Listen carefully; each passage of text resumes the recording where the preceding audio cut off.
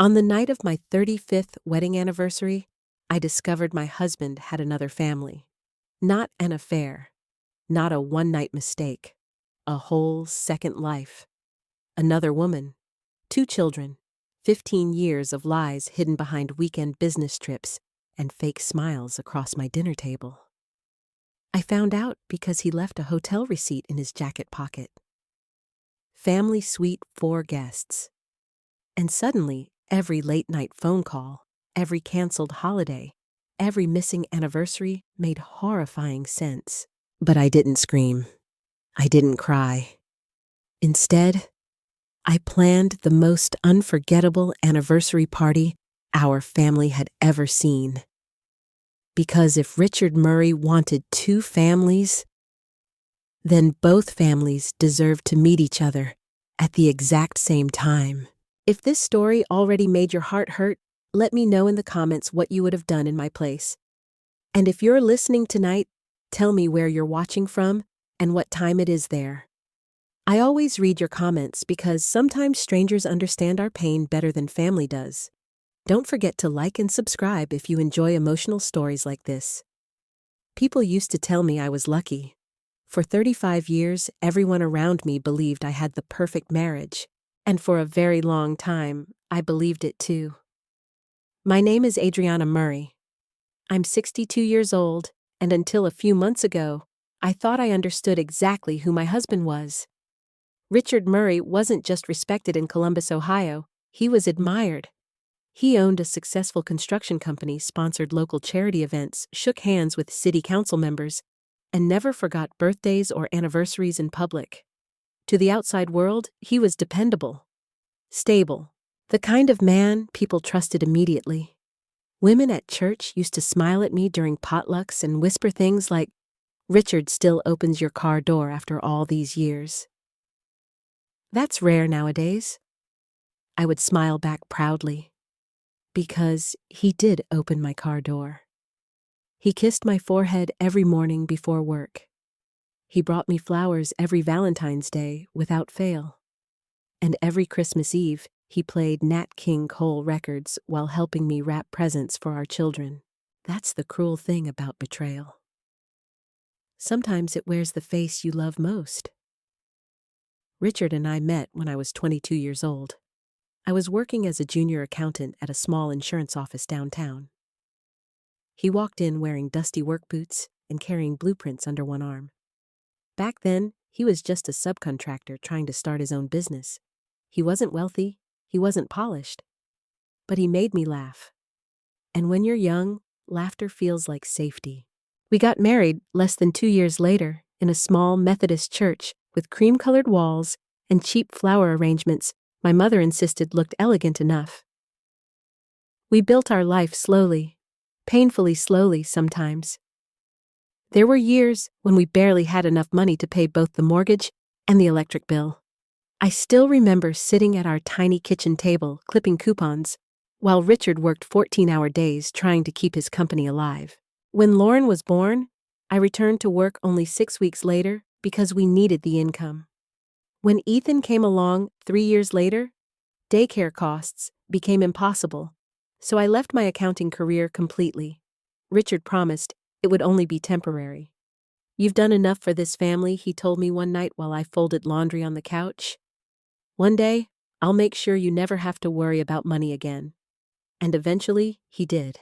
By the time we reached our 50s, Richard's company had become successful enough for us to move into a beautiful brick home outside Columbus.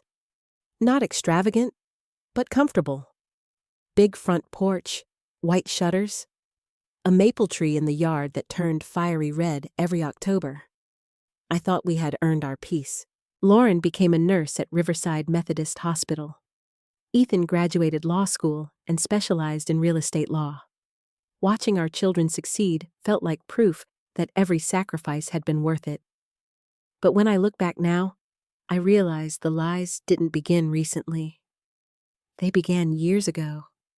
I just didn't want to see them. Richard started traveling more often when he was around 47. At first, it made sense.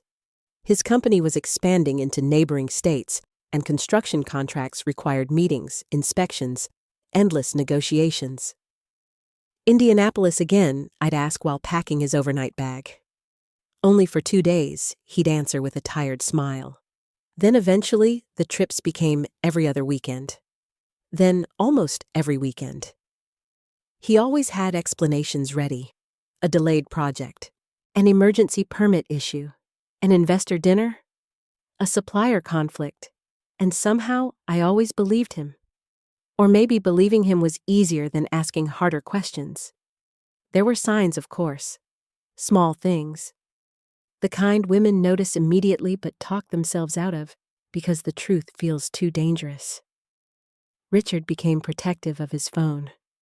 If it rang late at night, he stepped outside to answer. Sometimes I'd wake at 2 a.m. and find his side of the bed empty. I'd walk downstairs and see the glow of his office light under the door while he whispered into the phone. The moment he heard my footsteps, silence. Then, quickly, just business, always business. One night, about 8 years ago, I found a second cell phone charger in his car console. I remember holding it in my hand while my stomach tightened. "Whose is this?" I asked casually at dinner. Richard barely looked up from his plate. Probably one of the guys from work. That should have sounded ridiculous. But instead of pushing further, I nodded and let it go.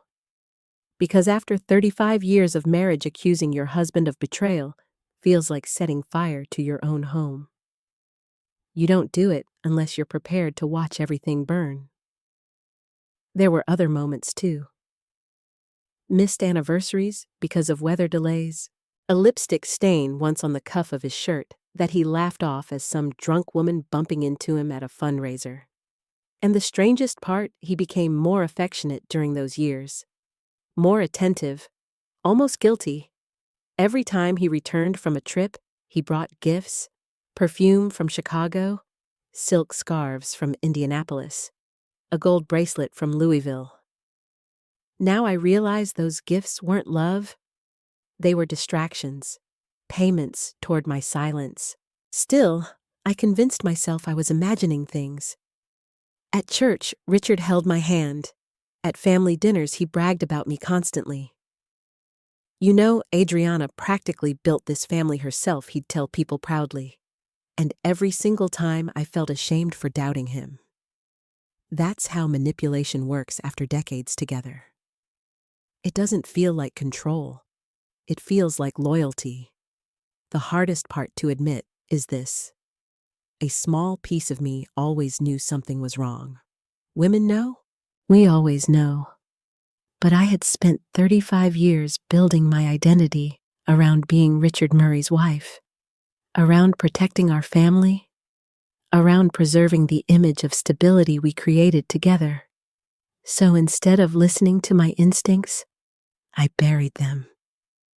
Until the night I reached into his jacket pocket and found proof that shattered my entire life in 4 words. Family suite, 4 guests. And suddenly, every memory I trusted began to rot from the inside out. For 3 days, I carried that hotel receipt around like it was radioactive. I folded it into my wallet, took it out at night after Richard fell asleep, read the words over and over until they stopped looking real. Family suite, 4 guests. Every time I looked at it, my chest tightened harder. At first, I tried to convince myself there had to be another explanation. Maybe Richard booked the room for coworkers. Maybe clients needed accommodations. Maybe it was some kind of billing error. But deep down, I already knew the truth had teeth. And it was getting ready to bite through everything I loved. The morning after I found the receipt, Richard sat across from me at the kitchen table, drinking coffee, like nothing had changed. The sunlight coming through the window landed softly across his face, highlighting the silver at his temples. He looked older lately, softer somehow, like a man settling peacefully into retirement. I stared at him while buttering toast. How many mornings had he sat here after spending weekends with another family? How many lies had crossed this exact table? "You okay?" he asked casually. I realized I'd been staring too long. "Just tired," I answered. He nodded sympathetically. Sympathetically, that nearly made me sick. Richard leaned over and kissed my forehead before leaving for work. "I might need to head to Indianapolis again next week," he said, while grabbing his keys. Big contract issue. Indianapolis. The word hit me so hard I nearly dropped my coffee mug. But I forced a smile. Of course. After he left, I sat frozen in silence for almost 10 minutes. Then I did something I had never done in 35 years of marriage. I logged into Richard's office computer. At first, I told myself I was only looking for reassurance. Something innocent. Something that would make me feel ashamed for doubting him. Instead, I found fragments. Tiny pieces of another life. There were expense reports from trips Richard had supposedly taken alone. Restaurant bills for 4 people, tickets to children's museums, receipts from a pediatric dentist office in Indianapolis. I stared at one charge in particular. Sky Zone Trampoline Park, 3 admissions. The date was from 2 years earlier. 2 years earlier, Richard had told me he missed Ethan's birthday dinner because of a contractor emergency. But instead of being stuck in a meeting, he had apparently spent that evening at a trampoline park with children. I pressed my hand over my mouth. My whole body started trembling. Still, I kept digging. I found payments linked to something called Murray Holdings Group LLC. I had never heard of the company before, which immediately alarmed me because I used to handle most of Richard's bookkeeping in the early years of his business. Richard knew I understood finances, which meant if he hid something from me, he did it deliberately. The company records showed recurring payments connected to a property in Indianapolis. Utilities, insurance, maintenance, mortgage payments. My breathing became shallow. It wasn't just an affair. This man had built an entirely separate household. I quickly printed several documents before hearing the garage door open downstairs. Richard was home early. Panic surged through me. I shoved the papers into a recipe binder and closed the office computer just as his footsteps entered the kitchen. "Hey," he said cheerfully. "Thought I'd surprise you." I turned around slowly. He smiled at me the same way he always had, comfortably, confidently, like a man who never imagined he could be caught. "You feeling all right?" he asked again. I hated how convincing his concern sounded. "I'm fine." He stepped closer and wrapped an arm around my waist. For one horrifying second, I almost broke. I almost screamed at him, almost shoved the papers into his face. But something stopped me. Maybe instinct, maybe survival. Because suddenly I realized something terrifying. If Richard had maintained a second family for 15 years without slipping once, then I couldn't afford to confront him emotionally. Not yet. Men who lie that smoothly never reveal the full truth during the first confrontation. They manipulate, deflect, rewrite history. And I needed facts before he had the chance to destroy evidence. So I smiled. That was the moment my marriage truly died. Not when I found the receipt. Not when I discovered the hidden payments. It died the moment I looked my husband in the eyes and pretended I still trusted him. That night, Richard fell asleep beside me while I stared at the ceiling in darkness. Every sound suddenly felt suspicious. Every memory poisoned. At around 1 a.m, his phone buzzed on the nightstand. Richard didn't wake up. I slowly reached for it. My hands shook so badly I nearly dropped it. The screen lit up with a text message preview. "I miss you already," Ava asked when you're coming back. My stomach folded inward. Ava, a child. I read the message at least 10 times. Then another message appeared. Jacob still wants you at his school game Friday. I felt physically cold. Not emotionally, physically, like all the warmth had drained out of my bloodstream. Richard stirred beside me, and I quickly put the phone back exactly where it had been. I lay awake until sunrise. The next morning, I called my daughter Lauren. Not to tell her everything. Not yet. I just needed to hear someone who loved me. "Mom," she answered sleepily. "Everything okay?" The moment I heard her voice, tears burned behind my eyes. "Yes," I lied immediately. "I just wanted to check in." We talked about normal things for a few minutes. Her hospital schedule, Ethan's latest court case, the weather turning colder in Ohio. Then Lauren paused. "Mom, you sound strange." I swallowed hard. "I'm just tired." "You sure?" I almost told her. God, I wanted to. But saying it out loud would make it real. And I still wasn't ready for my children to watch their father collapse into a stranger.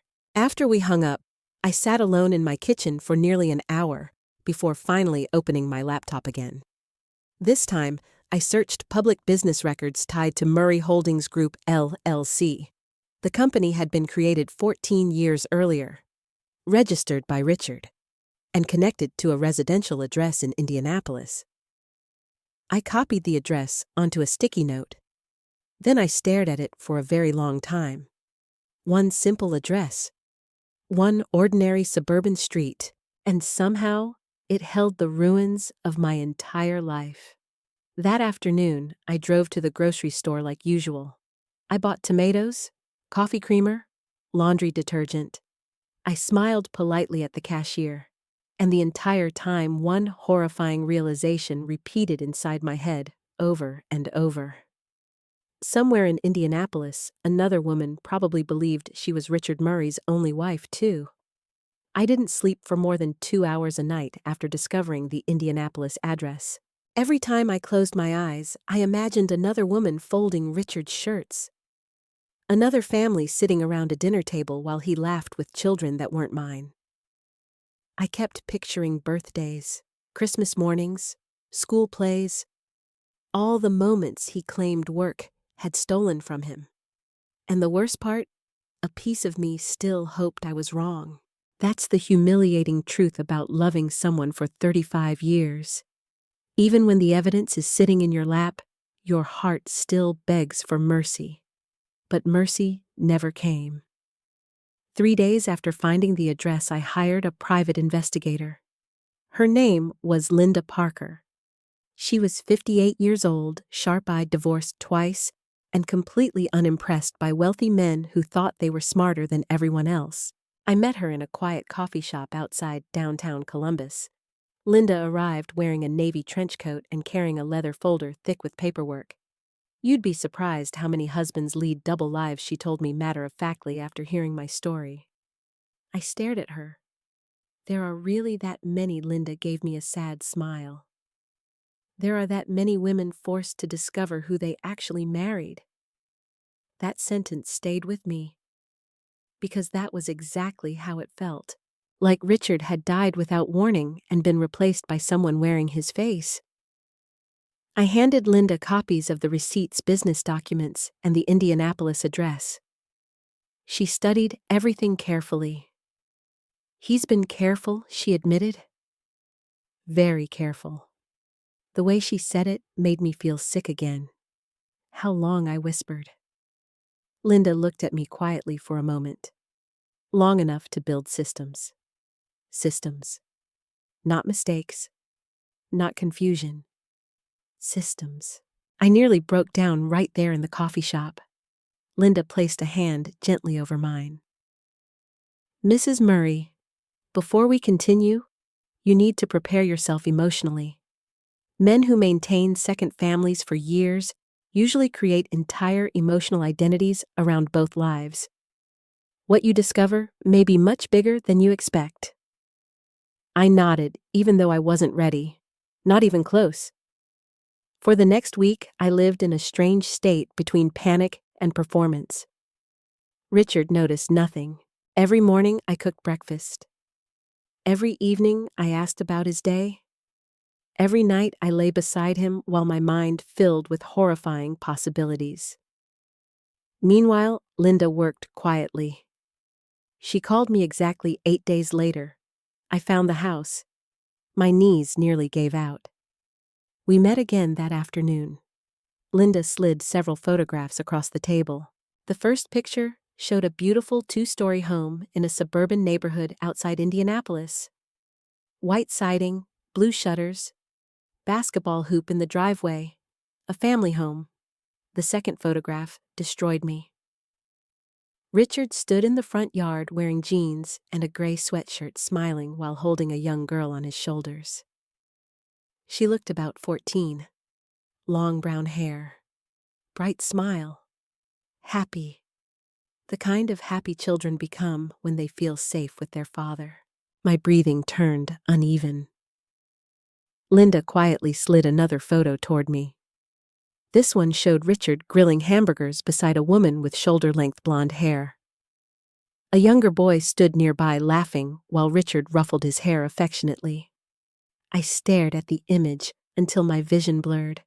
That was my husband. My husband. And somehow, he looked completely at home there.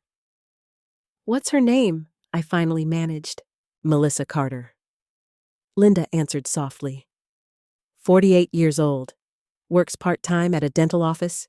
And the children, Ava Carter, 14, Jacob Carter, 11. I swallowed hard. Does she know about me? Linda hesitated. That hesitation terrified me more than anything else. She believes Richard is a widower. For a moment, I genuinely couldn't process the words. A what? A widower, Linda repeated carefully. According to neighbors, Richard told everyone his wife died years ago after a long illness. I felt something inside me crack. Not emotionally, physically, like an actual fracture splitting through my chest. Dead. He told another woman I was dead. I suddenly remembered all those weekends Richard claimed he was exhausted from work. All those evenings, he said he needed time alone because business pressure was overwhelming him. The entire time he had been building another marriage on top of my grave. I pressed my hands against my face and started crying right there in front of Linda. Not graceful crying, not movie crying. Ugly, broken crying that came from somewhere primal and humiliated. 35 years. 35 years of loyalty. And this man erased me like I had never existed. Linda let me cry for several minutes before quietly speaking again. There's more. I lowered my hands slowly. She handed me another photograph. This one nearly stopped my heart completely. Richard stood outside the Indianapolis house beside Melissa and the children. His arm wrapped around her waist.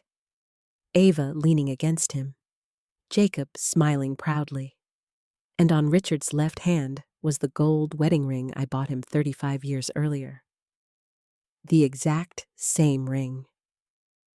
I remembered saving for months to buy it because we were broke newlyweds at the time. I remembered engraving the inside myself. Forever begins with us. I used to believe those words meant something sacred. Now they felt like a joke. How often does he go there? I asked weakly. Linda opened her folder. Almost every weekend. Holidays too, depending on what he tells your family.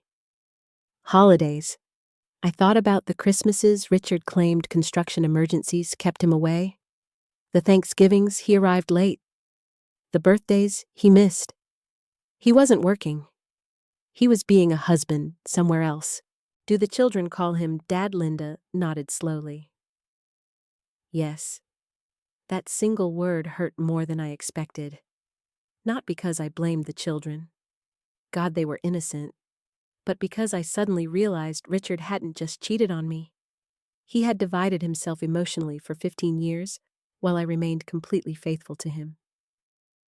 He gave another family pieces of his life that belonged to us. I stared down at the photographs again. Melissa looked kind, not glamorous, not manipulative, just ordinary.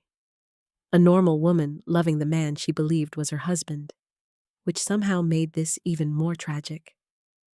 I wanted to hate her, but I couldn't, because she looked just as deceived as I was. Linda carefully closed the folder. "What do you want to do now?" The question hung heavily between us. I honestly didn't know. Part of me wanted to confront Richard immediately. Part of me wanted to disappear. Part of me wanted revenge so devastating he would never emotionally recover from it. But underneath all of that was something quieter, a terrifying realization. If Richard had maintained this lie for 15 years, then I didn't actually know what kind of man my husband truly was anymore. And that frightened me more than the affair itself. That night, Richard came home carrying tulips. Yellow ones. My favorite. "I thought these would brighten your mood," he said warmly. I stared at the flowers while nausea crawled through my stomach. Because somewhere in Indianapolis, another woman probably believed he was bringing flowers home to her too. The strange thing about heartbreak is how ordinary life continues around it. People still mow their lawns. Bills still arrive in the mailbox. Coffee still brews every morning. Meanwhile, your entire reality is collapsing silently inside your chest. For nearly 2 weeks after meeting with Linda Parker, I lived beside Richard like an actress trapped inside a role she could no longer escape. I cooked dinner. I folded his laundry. I asked about meetings I now knew were lies. And every time he touched me, my skin felt cold afterward. But I didn't confront him. Not yet. Because the more evidence Linda uncovered, the more I realized Richard's betrayal was bigger than infidelity. It was financial, strategic, calculated, and if I reacted emotionally too soon, he would destroy proof before I understood the full truth. So instead, I became observant, very observant. I started paying attention to everything. The passwords Richard suddenly changed, the phone calls he took outside, the way he carefully checked our mailbox before I could.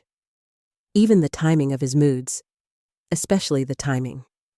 Whenever Richard returned from Indianapolis, he acted unusually affectionate toward me. At first, that realization shattered me. Then, eventually, it disgusted me. It was almost like he needed reassurance after spending time with his other family. Like he came home guilty and tried to comfort himself by playing the role of devoted husband even harder. One Friday evening, he came home carrying takeout from my favorite Italian restaurant. "Thought we could have a quiet night together," he said warmly.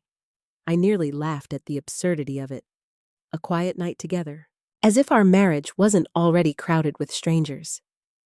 We sat across from each other eating fettuccine while soft jazz played in the background. Richard talked casually about business contracts and rising construction costs. I watched his face carefully the entire time.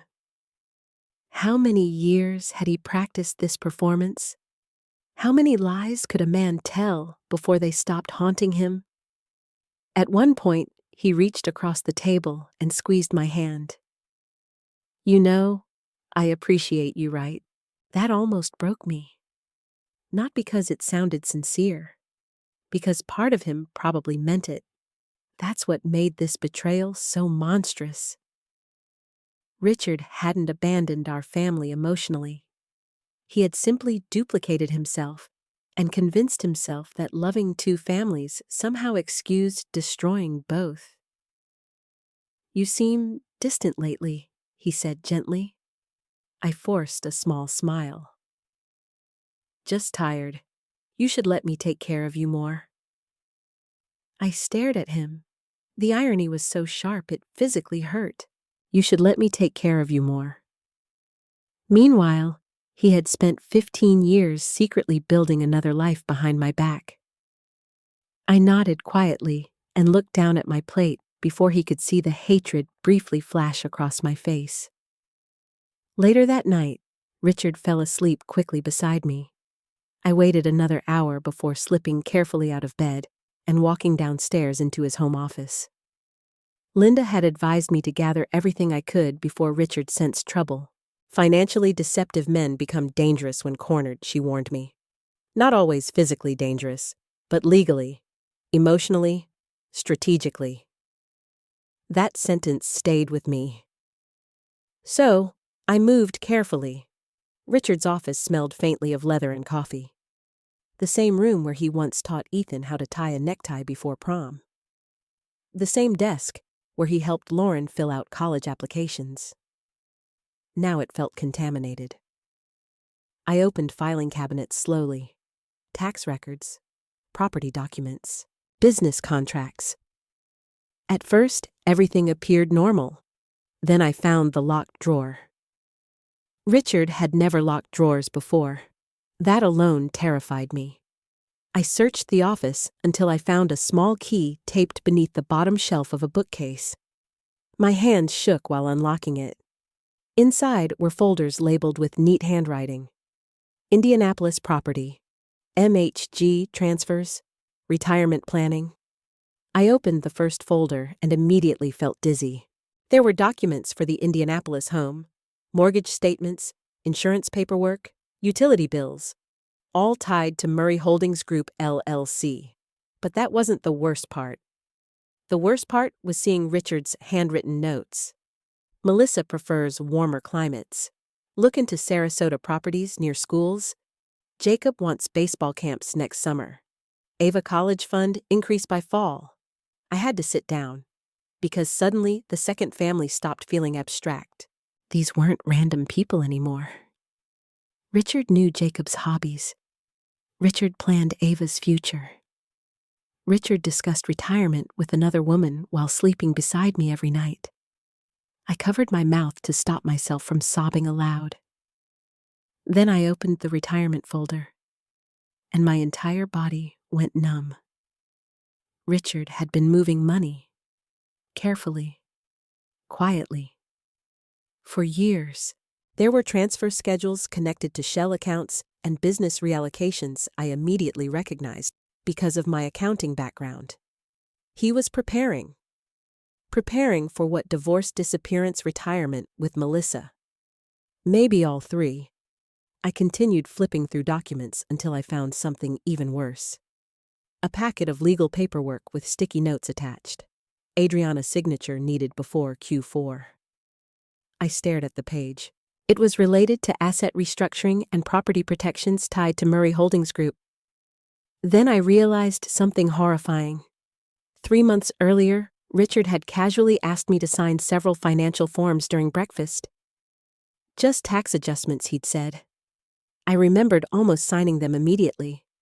But Lauren had called during breakfast, distracting me halfway through. Richard never brought the papers back afterward.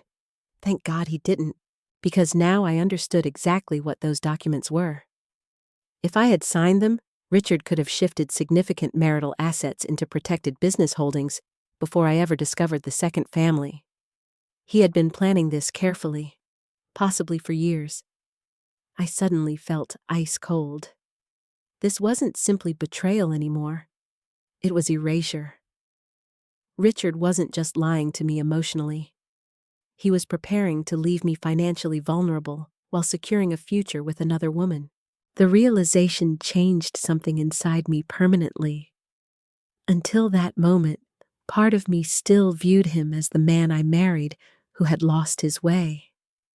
But sitting there alone in his office, surrounded by evidence of 15 years of deception, I finally saw the truth clearly. Richard Murray had not accidentally fallen into another life. He had constructed one deliberately, and he intended to protect it at my expense.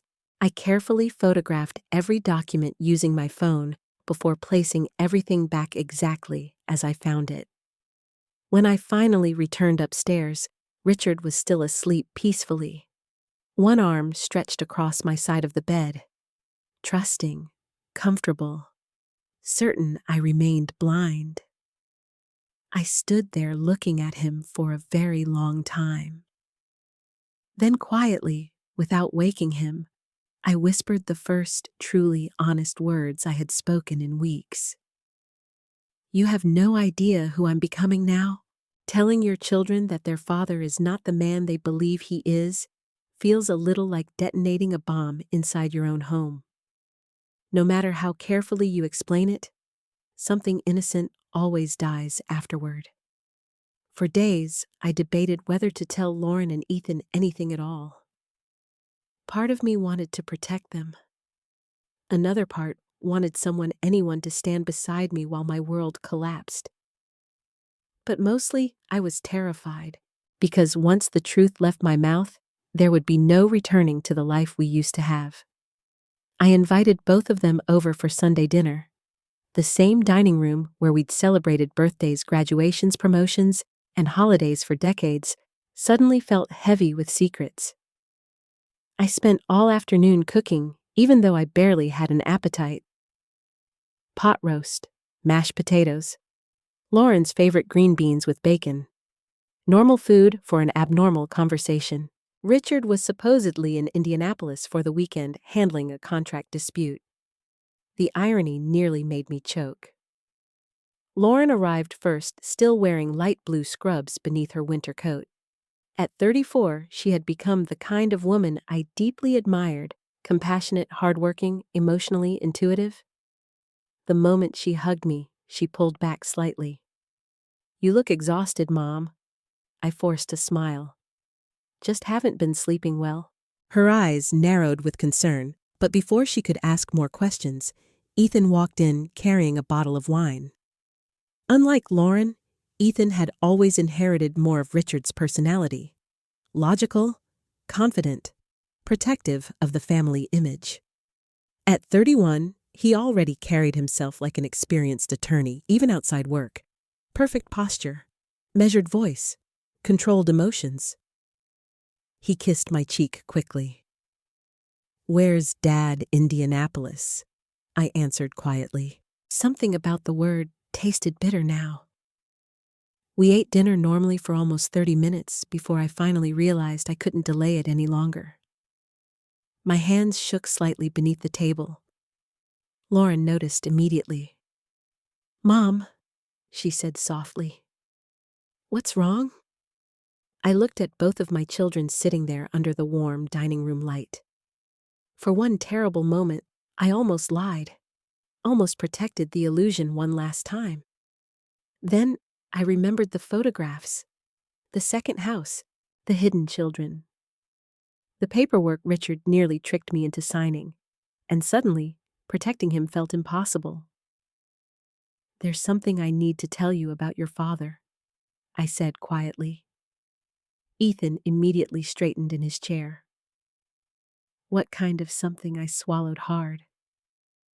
"I believe Richard has been hiding financial matters from me." Technically true. Just not the whole truth yet. Ethan frowned instantly. "What financial matters?" I explained carefully about Murray Holdings Group, the hidden company, the Indianapolis property, the suspicious transfers. I avoided mentioning Melissa and the children at first because I genuinely feared Ethan would react badly. But even with the softer version, tension immediately filled the room. Lauren looked confused. "Dad has another company." Ethan leaned back in his chair, crossing his arms. "Mom, there's probably a reasonable explanation." That hurt more than I expected. Not because he defended Richard, because he did it so quickly. "I've seen documents," I said carefully. "Business owners create separate LLCs all the time." Ethan replied calmly. "It's normal asset management." "You didn't see the paperwork. Then let me see it before jumping to conclusions." "Conclusions?" I stared at my son in disbelief. "You think I'm imagining this?" "I think you're upset," Ethan answered carefully. "And maybe reading too much into financial records you don't fully understand anymore." The room went completely silent. Lauren looked horrified. "Ethan," she whispered sharply. but he kept going. Mom, you haven't worked in accounting for decades. Business structures are complicated now. That sentence sliced straight through me. Not because he intended cruelty, because I realized Richard had spent years unconsciously training our children to see him as the authority figure, and me as the emotional one. Even now, Ethan instinctively trusted his father's intelligence over my instincts. I looked down at my plate because suddenly I couldn't breathe properly. I know what I saw, I whispered. Ethan sighed heavily and rubbed his forehead. I'm not saying Dad is perfect. I'm saying there's probably context you don't know yet. Context. As if hidden properties and secret transfers required innocent explanation. Lauren finally spoke up. Mom wouldn't call us here over nothing. I didn't say she would, Ethan replied. But accusing Dad of something serious without proof, I have proof. The words came out colder than I intended. Ethan looked directly at me. Then show me.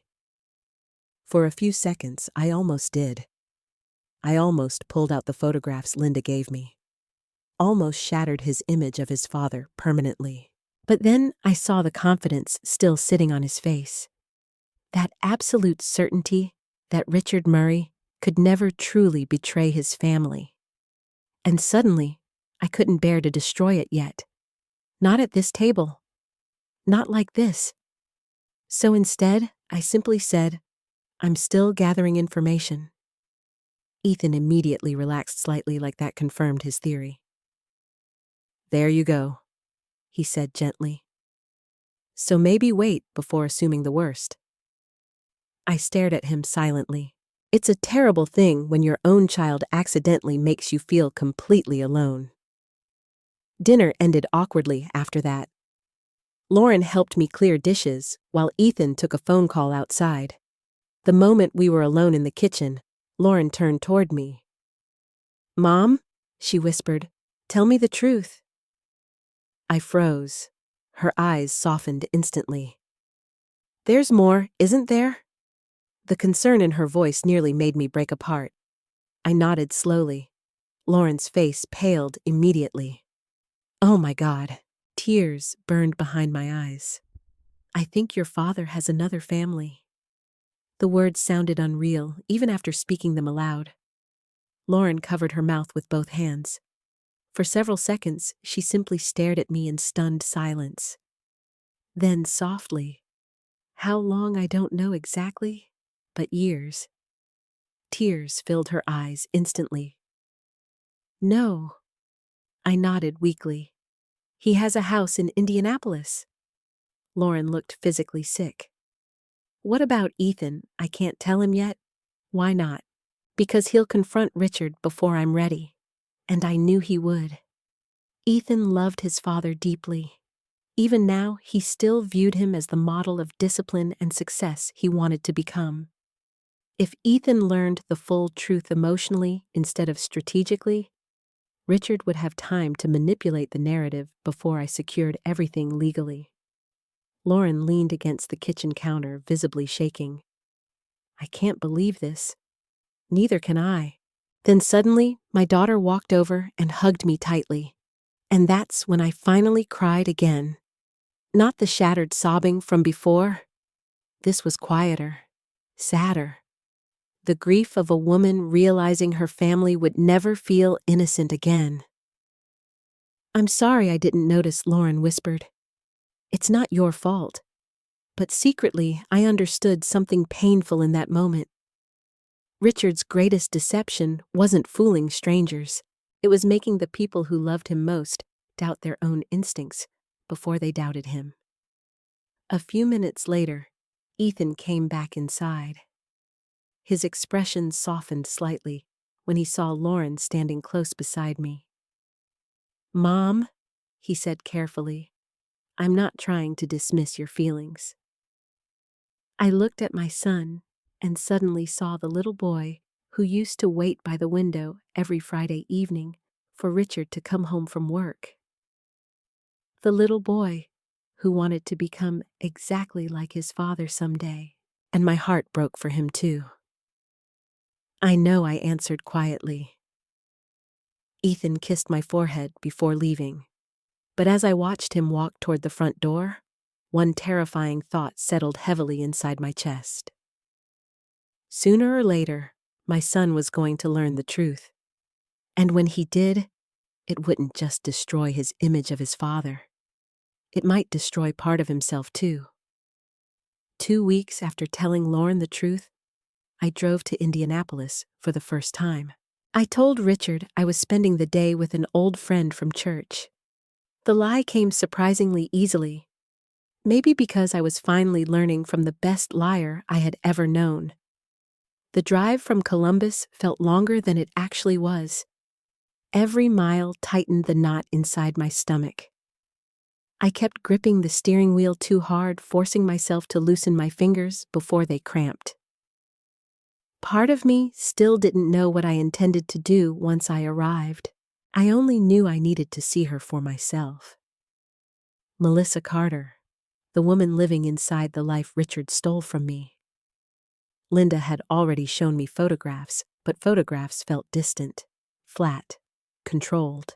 I needed to understand who this woman truly was. I parked across the street from the Indianapolis house just after 11 in the morning. The neighborhood looked peaceful. Children's bicycles leaned against driveways. Wind chimes moved gently on front porches. Normal? That word haunted me constantly now. Everything about Richard's second life looked painfully normal. I sat inside my car for nearly 20 minutes watching the house. Then the front door opened. Melissa stepped outside, carrying 2 grocery bags. For a moment, I simply stared at her. She wasn't glamorous. Wasn't dramatically younger than me either. Just soft-looking. Shoulder-length blonde hair tied loosely back. Jeans, comfortable sweater. Minimal makeup. The kind of woman you'd pass in a grocery store without noticing.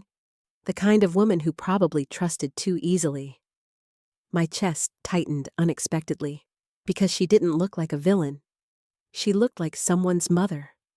Someone's wife. My replacement. I watched her load groceries into the back seat of a silver SUV before driving away. Without fully deciding to, I followed her. She stopped at a small local bakery about 15 minutes later. The kind with handwritten chalkboard menus and little flower pots in the windows. I parked across the street. This was insane. I knew that. A 62-year-old woman secretly following her husband's second partner through Indianapolis sounded unhinged, even inside my own head. But betrayal changes people. It makes ordinary women do extraordinary things just to survive the truth. I watched Melissa enter the bakery. Then before fear could stop me, I got out of my car and followed her inside. Warm cinnamon and coffee filled the air immediately. A bell chimed softly above the door. Melissa stood near the pastry counter, smiling politely at the teenage cashier. Up close, she looked tired around the eyes. Not unhappy, just human. I suddenly felt dizzy, because hating her would have been easier. I moved toward an empty table near the window, pretending to study the menu board while secretly watching her. Then something unexpected happened. Melissa turned toward me and smiled kindly. "Those blueberry scones are amazing," she said casually, "if you're trying to decide." For one terrifying second, I forgot how to speak. Then somehow, I forced a polite smile back. "Thank you." Her friendliness hit me like a punch. This woman had no idea who I was. No idea she had unknowingly been living inside the wreckage of my marriage for 15 years.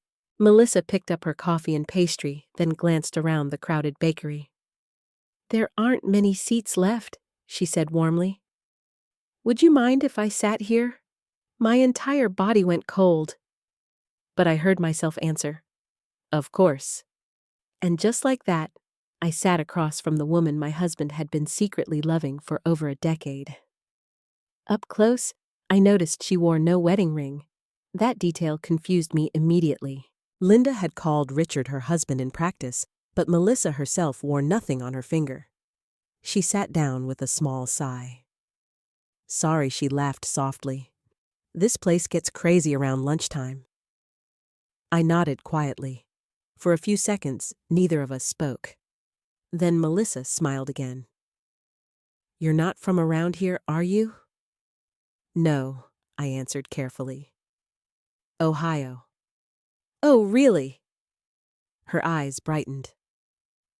My husband works in Ohio all the time. The word husband nearly stopped my heart. I took a slow sip of coffee to steady myself. What does he do? Construction development, she answered proudly. He travels constantly. Of course he does. I kept my expression neutral somehow. That must be difficult. It is sometimes, she admitted. But he tries really hard. The sincerity in her voice made my stomach ache. Because I recognized it. It was the same tone I used whenever people talked about Richard. The tone of a woman defending the man she trusted completely. Then Melissa smiled softly into her coffee cup. He actually lost his first wife years ago, so I think he overcompensates now, trying to make everyone happy. Everything inside me froze. There it was again. Dead. Richard had buried me inside this woman's reality so completely that she spoke about my fake death casually over coffee with the actual woman supposedly buried. I could barely breathe. I'm sorry, I managed quietly. Melissa shook her head sadly. It happened before we met. Cancer, apparently. Cancer. He gave me cancer. My vision blurred for half a second. I gripped the coffee cup harder to steady myself. He doesn't talk about it much, she continued gently. I think it still hurts him. Hurts him. The cruelty of it was almost unbearable. Richard hadn't just lied to Melissa. He had transformed himself into a grieving widower to make himself appear noble. Victimized. Sympathetic. I suddenly realized this deception was even darker than I first imagined. Because Melissa wasn't stealing another woman's husband knowingly. She believed she was helping heal a broken man. Do you have children together? I asked carefully. Melissa smiled immediately. Ava and Jacob. The warmth in her face when she spoke their names was genuine. Pure. We're actually supposed to visit Columbus soon, she added excitedly. Richard has some business event there next month. My pulse immediately quickened. Really? She nodded. He says it's important, some company celebration or networking thing. I stared at her silently. Richard hadn't mentioned anything to me yet, but suddenly pieces began connecting rapidly inside my mind. Business event, Columbus, family involvement. An idea, dangerous and sharp, began quietly forming in my head. Melissa glanced at the clock and stood slowly. I should get going. Nice talking to you. You too, I whispered. Then she paused. You seem very kind, she said unexpectedly. The words nearly shattered me. Because if she truly knew who I was, kindness would probably be the last thing she expected from me. After Melissa left the bakery, I remained sitting there for almost 20 minutes, unable to move. I had expected rage, jealousy, hatred. Instead, I felt something far more complicated. Grief. Because Melissa Carter wasn't my enemy. She was another woman standing unknowingly inside the same fire. And for the first time since discovering Richard's second family, I realized something important. If I wanted justice, I couldn't destroy Melissa. I needed her to see the truth too. All of it. At the exact same moment, Richard lost control of the lies. The idea came to me somewhere between Indianapolis and Columbus. At first, it felt insane. Cruel, even.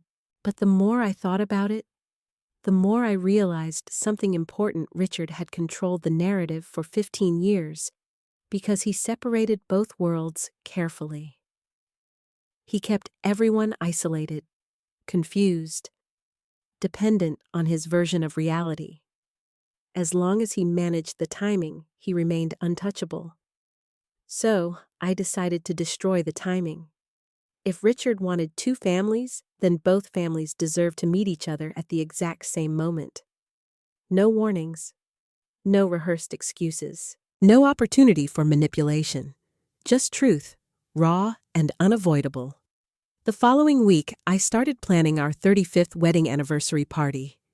Richard loved public appearances, loved admiration, loved rooms full of people praising his success and stability.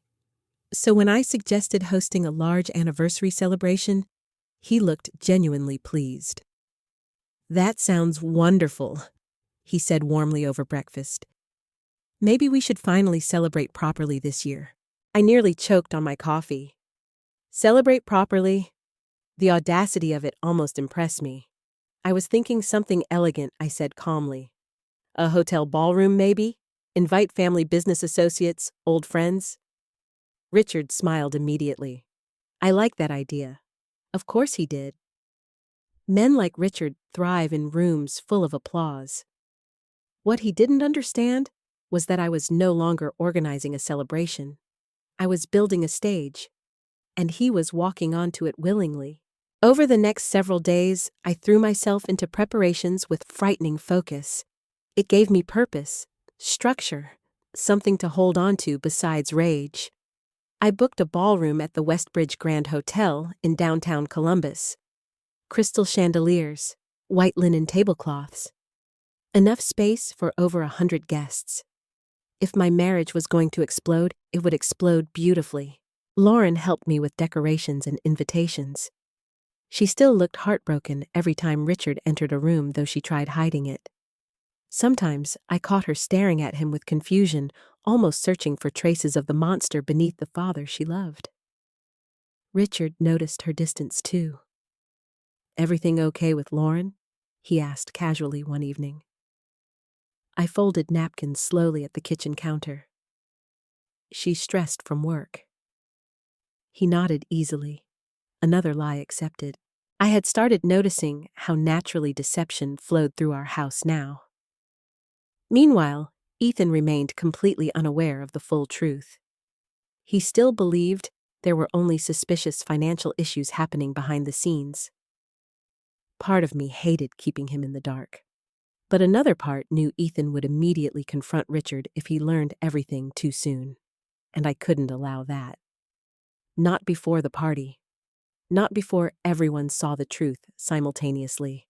Linda Parker continued helping me quietly in the background.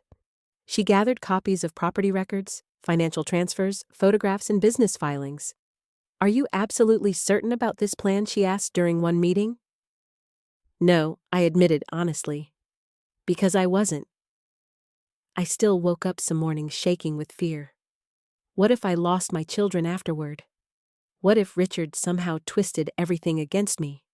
What if I regretted humiliating him publicly?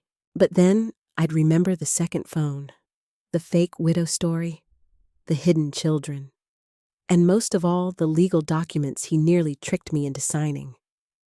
Every time doubt surfaced, betrayal buried it again. One afternoon, while Richard showered upstairs, I finally took the biggest risk yet. I emailed Melissa, using Richard's hidden business account, the same account he used to communicate with her. My hands trembled violently while typing. Private family and business celebration. Columbus event formal attire requested family welcome. I attached the hotel information and date. Then I stared at the screen for nearly 30 seconds before pressing send. That single click changed everything. Because once Melissa accepted that invitation, there would be no stopping what came next. 2 hours later, Richard walked downstairs smiling casually. "Melissa confirmed she can make the Columbus event," he said while checking his phone. I kept my expression perfectly neutral. "Wonderful. Inside, my pulse exploded. He had no idea, not even a suspicion. That terrified me more than anything else. How could a man lie this comfortably? How could he stand inside two separate realities without collapsing under the weight of them? The week before the anniversary party, Richard became unusually affectionate again. He brought me flowers twice, complimented my dress choices, even suggested we take a vacation together after the event. A fresh start, he called it. Fresh start. The irony almost made me dizzy. One evening, while reviewing seating arrangements at the dining table, Richard came behind me and rested his hands on my shoulders. "You've done an incredible job planning this," he said softly. I stared down at the guest list. Lauren Murray, Ethan Murray, Melissa Carter, Ava Carter, Jacob Carter, all on the same page, all connected by the same man. I wanted it to feel special, I answered quietly.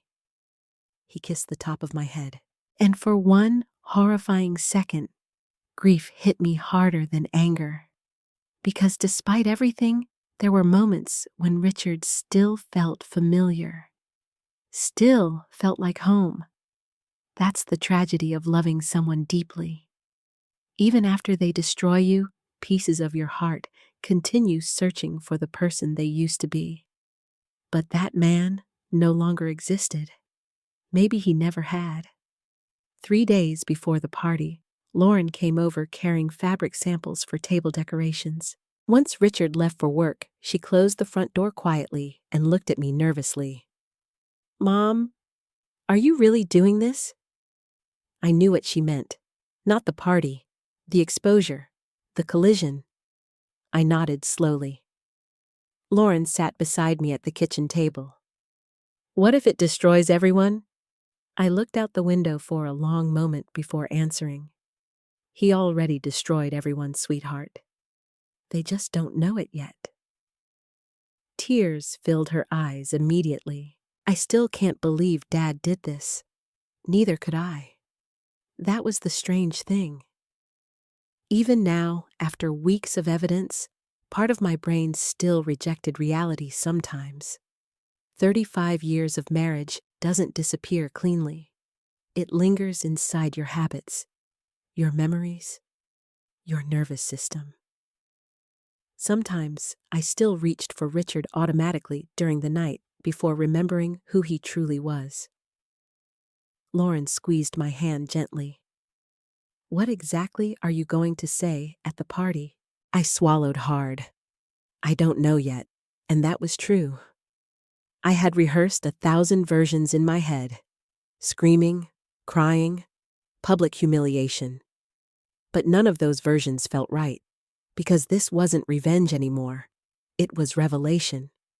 I didn't want Melissa and the children destroyed. I wanted them free from the lie, too. The night before the anniversary party, I stood alone inside the ballroom while hotel staff finished arranging tables. The chandeliers glowed softly overhead. Everything looked elegant. Perfect. I walked slowly toward the projector screen at the front of the room. Earlier that afternoon, I had uploaded the slideshow personally. 35 years of marriage photographs, family vacations, Christmas mornings, wedding pictures, and hidden carefully among them were copies of property records, business filings, and photographs from Indianapolis. Truth woven quietly into nostalgia. I stared at the empty ballroom, imagining what would happen tomorrow night. Richard walking through those doors, smiling confidently. Melissa arriving with Ava and Jacob believing they were attending a business celebration. 2 families breathing the same air for the first time. My stomach twisted violently. But underneath the fear was something colder now. Resolve. Because for 15 years, Richard Murray controlled everyone's reality. Tomorrow night, that control would end. The ballroom looked beautiful. That was the first thing I noticed as guests slowly filled the Westbridge Grand Hotel that evening. Soft piano music floated through the air. Crystal chandeliers cast golden light across white tablecloths and polished wine glasses. Servers moved gracefully between tables carrying champagne trays, while old family friends admired the decorations. Everyone kept smiling at me. "You must be so excited, Adriana. 35 years is incredible. You and Richard are marriage goals." Every compliment felt like someone pressing bruises I could no longer hide. But I smiled anyway, because tonight required control, not emotion. Richard arrived exactly 20 minutes before the official start time, wearing a tailored charcoal suit and his usual confident smile. He looked relaxed, proud, completely certain the evening existed to celebrate him. When he saw the ballroom, his eyes widened approvingly. "Wow," he laughed softly, wrapping an arm around my waist. "You really outdid yourself." I forced myself not to recoil from his touch. "You deserve a beautiful evening," I answered calmly. The words tasted poisonous. Lauren stood near the bar, speaking politely with several guests, though I could see tension written across her face. Every few seconds, her eyes drifted toward the ballroom entrance, waiting, watching. Ethan arrived shortly afterward, carrying an expensive bottle of champagne as a gift. "Mom," he said warmly, kissing my cheek. "Everything looks amazing." Then he turned toward Richard. "Congratulations, Dad." Richard smiled proudly and clapped him on the shoulder. "Couldn't have done life without your mother." The cruelty of hearing that nearly stole my breath. Couldn't have done life without me. Meanwhile, he had built another one entirely. As more guests arrived, the room grew louder with conversation and laughter. Business associates from Richard's construction company shook his hand repeatedly. Church friends hugged me warmly. Everyone saw stability, success, a marriage worth admiring. None of them realized they were standing inside a bomb, seconds from detonation. At 6:42, my phone vibrated quietly inside my purse. A message from Linda Parker. They just entered the hotel lobby. My pulse immediately exploded. This was it. There would be no stopping anything after this moment. I looked across the ballroom toward Lauren. Somehow she must have sensed the shift in my expression, because her face immediately paled. She knew too. Richard noticed nothing. He stood near the stage laughing with two business investors while casually sipping whiskey. I stared at him from across the room, wondering how a human being could remain so calm while standing at the edge of disaster. Then the ballroom doors opened, and Melissa Carter walked in. Everything inside me turned ice cold. She wore a dark blue dress and looked slightly nervous but excited. Ava walked beside her in a cream-colored sweater, while Jacob adjusted an uncomfortable tie around his neck. For a few seconds, nobody reacted. Why would they? To everyone else, they were simply more guests arriving for the anniversary celebration. But then, Richard turned toward the entrance, and I watched my husband's entire face collapse. Not dramatically, not loudly, just one horrifying second where all the blood drained from his expression completely. The whiskey glass nearly slipped from his hand. Melissa smiled warmly the moment she spotted him. "Richard." Her voice carried farther than she intended. Several nearby guests glanced toward them casually. Richard froze. Ava and Jacob immediately walked toward him naturally comfortably like children approaching their father, because that's exactly what they believed he was. My heart pounded so hard it physically hurt. Richard moved quickly across the ballroom toward them, forcing a strained smile onto his face. "What are you doing here?" he whispered harshly once he reached them. Melissa blinked in confusion. "You invited us?" "No, you emailed me the details yourself," she said quietly. For the first time since I'd known her, I saw uncertainty enter Melissa's expression. Richard glanced around the ballroom rapidly. Panic. Real panic. Finally. He grabbed Melissa gently by the elbow. Come with me for a second. That was the moment Lauren walked toward me quickly. Oh my God, she whispered. He looks terrified. Good. He should. Across the ballroom, Richard pulled Melissa into a corner near the hallway entrance. Even from a distance, I could see him speaking rapidly. Melissa's face shifted from confusion to concern almost immediately. Then she looked out across the ballroom, directly toward the massive projector screen. At that exact moment, the slideshow began automatically. The first images were harmless. My wedding photo with Richard. Family vacations with Lauren and Ethan. Christmas mornings. 35 years of memories displayed beautifully across the screen. Guests smiled nostalgically while soft music played underneath.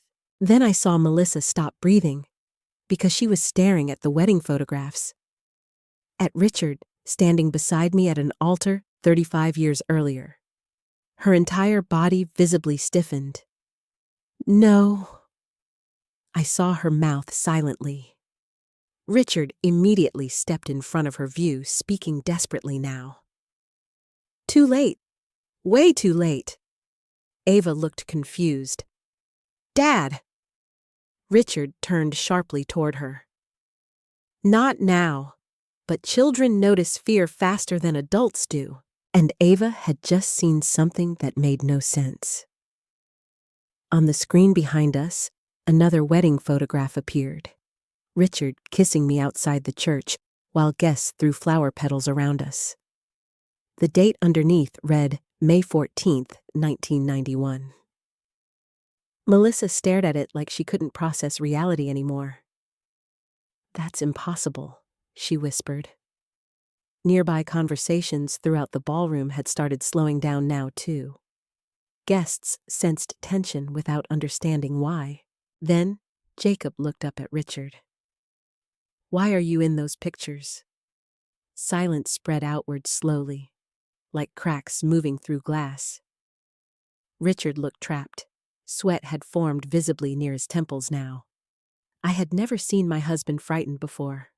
Not truly frightened. Until that moment. He started guiding Melissa toward the exit. We need to leave, he muttered urgently, but Melissa pulled away. No, she said sharply. What is this? The projector advanced again. More photographs. Family birthdays, anniversary dinners, Richard beside me every year of our marriage. Melissa turned pale. You said she died? The words weren't loud, but the ballroom had grown so quiet that everyone heard them anyway. Every conversation stopped completely. Across the room, Ethan slowly lowered his champagne glass. Lauren covered her mouth, and Richard finally looked toward me. Really looked at me. For the first time all evening, he understood this wasn't coincidence. This wasn't confusion. This was intentional. Our eyes locked across the ballroom. I watched the exact second he realized I knew everything. Absolutely everything. The fear in his face changed instantly after that. Not into guilt, into calculation. Richard Murray was already trying to survive. Then Ava looked between the screen and me one final time before asking the question that shattered whatever remained of his lies. Dad? She said slowly, her voice trembling. Why are you married to that woman? No one moved. No one breathed. And standing in the center of that beautiful ballroom surrounded by both of Richard Murray's families, at last, I realized the truth had finally become too large for him to hide from anyone ever again. The silence inside the ballroom became unbearable. Not quiet, heavy. The kind of silence that presses against your chest until breathing feels difficult. Ava's question still hung in the air. Dad, why are you married to that woman? Richard looked like a man standing in the middle of a collapsing building, trying to decide which direction might still save him. Melissa stared at him with widening horror. Jacob clutched tightly onto her arm, completely confused now. And across the ballroom, Ethan slowly turned toward me. His face had gone pale, because suddenly, all the financial misunderstandings no longer looked innocent. The truth was standing in front of him, alive and undeniable. Richard finally spoke. Everyone needs to calm down. Calm down! I almost laughed. 15 years of lies exploding in public, and his first instinct was still control. Melissa stepped backward from him slowly. You told me your wife was dead. Her voice cracked on the word, wife. Richard lowered his voice urgently. Melissa, please. Not here. Not here, she repeated in disbelief. Where exactly were you planning to explain this? Guests throughout the ballroom had begun whispering openly now. Chairs shifted. Glasses clinked nervously against tables. People looked between me, Melissa, and Richard with stunned confusion. Richard turned toward me then, and for one brief second, I saw genuine hatred in his eyes. Not guilt, not remorse, hatred. Because I had taken away his ability to manage the story. That realization steadied me immediately. I walked slowly toward the stage at the front of the ballroom while dozens of eyes followed me. Every step felt surreal, like I was watching another woman move through the ruins of my marriage. Richard noticed where I was heading instantly. Adriana, he warned sharply. But I ignored him. I stepped onto the small stage beside the projector screen and picked up the microphone with surprisingly steady hands. The room fell completely silent again. I looked at the faces around me. Old friends, family members, business associates, my children. Melissa. 2 innocent children who had no idea their lives were about to split apart forever. Then finally, I looked at Richard. He stood frozen near the center of the ballroom, panic flickering visibly beneath his carefully controlled expression. For 35 years, Richard Murray controlled every room he entered. Tonight, he couldn't control this one. My name is Adriana Murray, I said quietly into the microphone. My voice echoed softly through the ballroom. And for 35 years, I believed I was the only wife Richard Murray had. Several gasps sounded immediately. Melissa closed her eyes. I continued before emotion could stop me. About 2 months ago, I discovered that my husband has been living a second life in Indianapolis for the past 15 years. Whispers exploded across the room instantly. Richard took a step toward the stage. Adriana, stop this right now. I looked directly at him. No. One word. Calm. Final. And somehow that single refusal shook him more than screaming ever could have. I turned toward Melissa. You are not responsible for this, I said softly. Tears were already running down her face. You were lied to, just like I was. Melissa stared at me in complete devastation. He told me you died, she whispered. The room reacted audibly to that. Several people looked physically sick now. I nodded slowly. I know. Richard finally snapped. I did what I had to do. The entire ballroom turned toward him. Too late he realized what he had just admitted. Melissa recoiled from him immediately.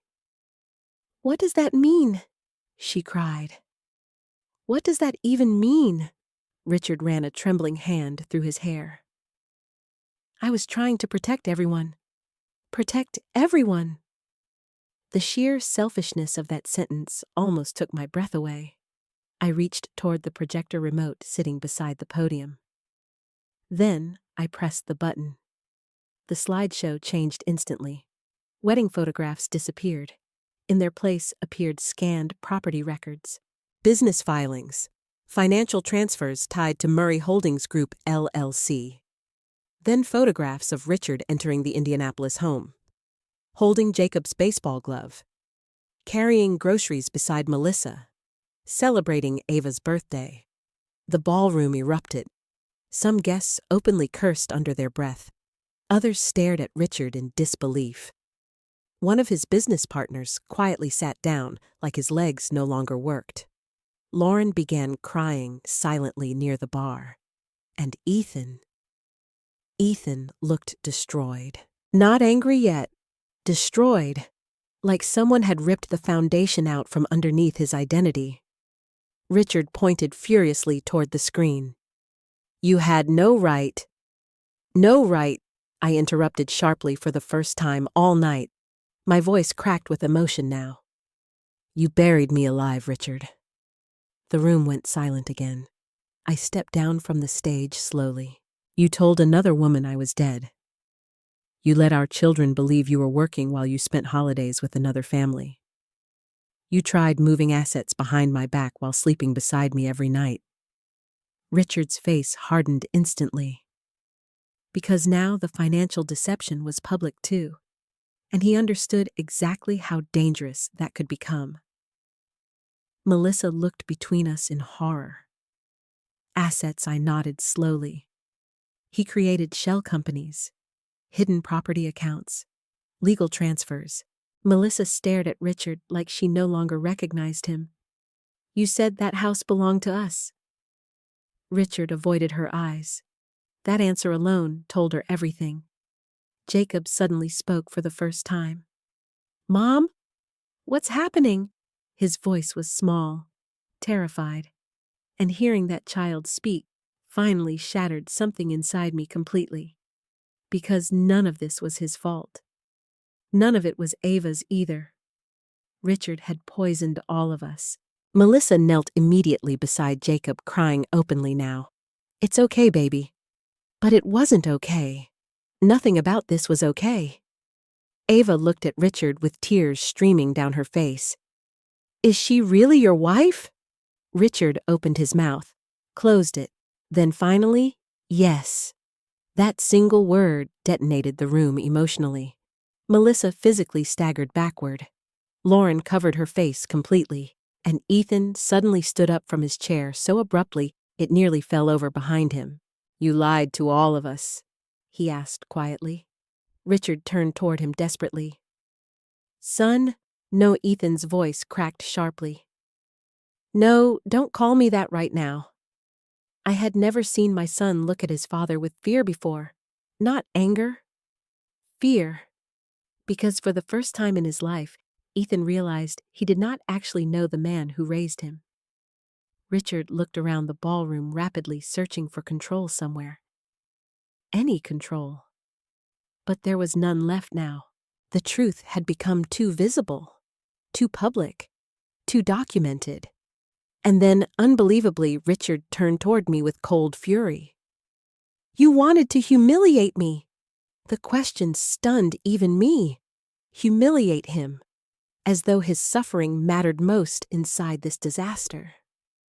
I stared at him for several seconds before answering. "No, Richard."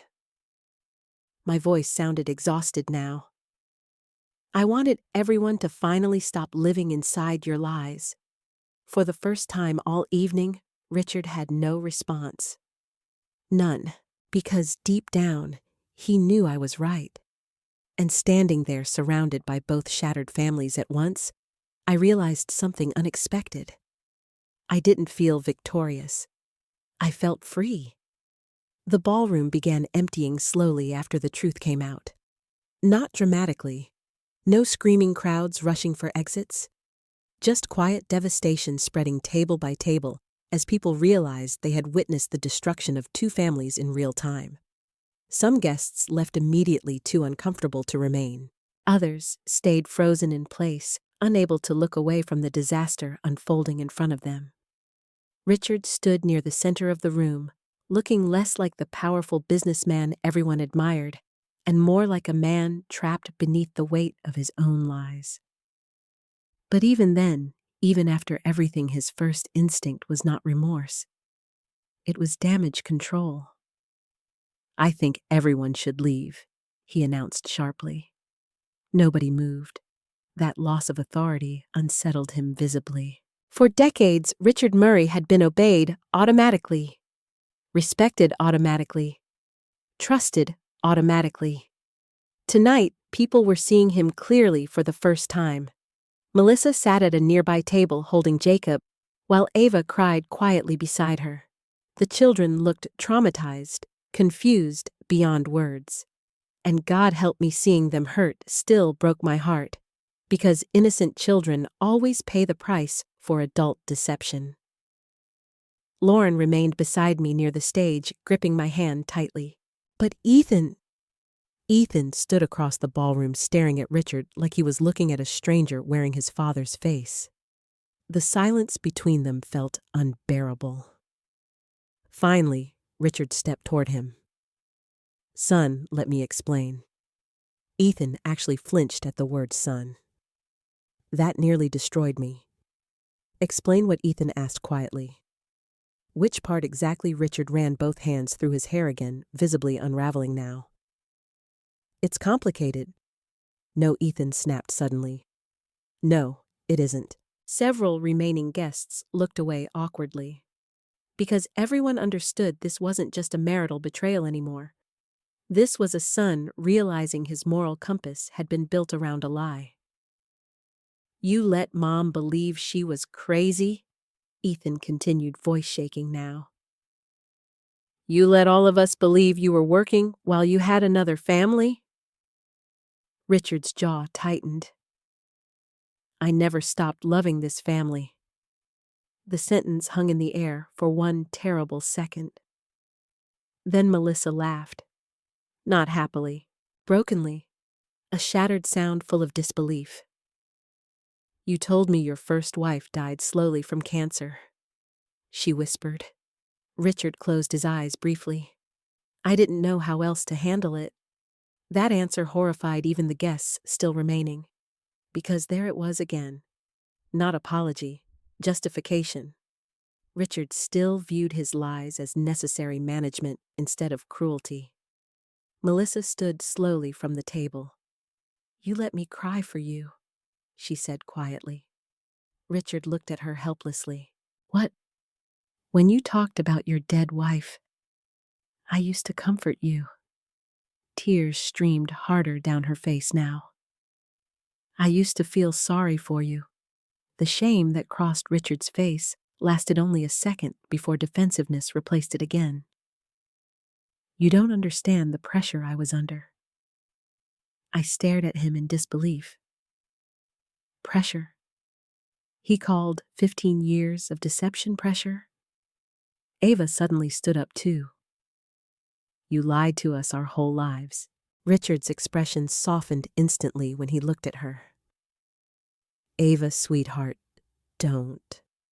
Her voice cracked violently. That single word seemed to wound him more than anything else that evening. Because until now, Richard probably believed he could still salvage pieces of both worlds somehow.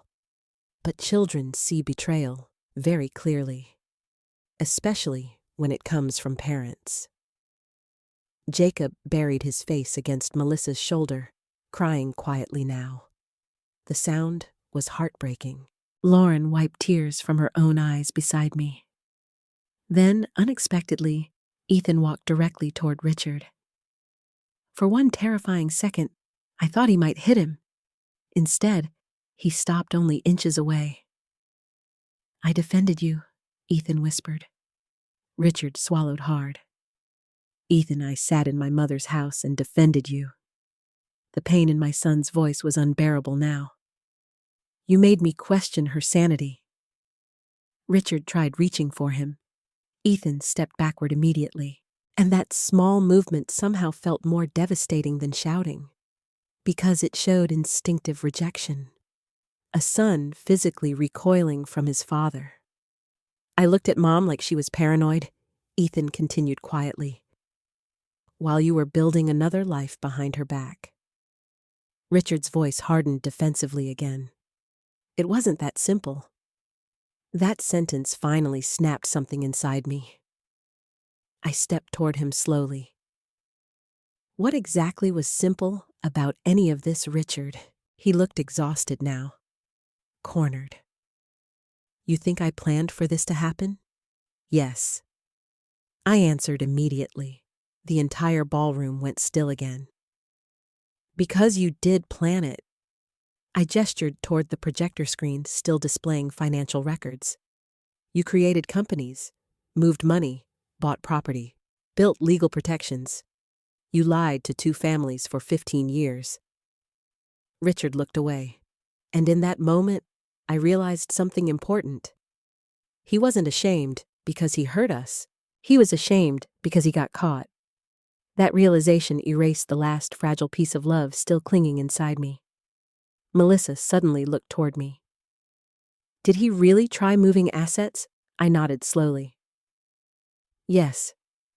Richard immediately reacted. That's not what happened. I turned toward him sharply. Then explain the restructuring documents. His silence answered for him. Melissa looked physically ill now. You were planning to leave me too someday, weren't you? Richard's expression changed instantly. No. But nobody believed him anymore, not even himself. Because deception that large contaminates every word afterward. Once trust dies, even truth sounds manipulative.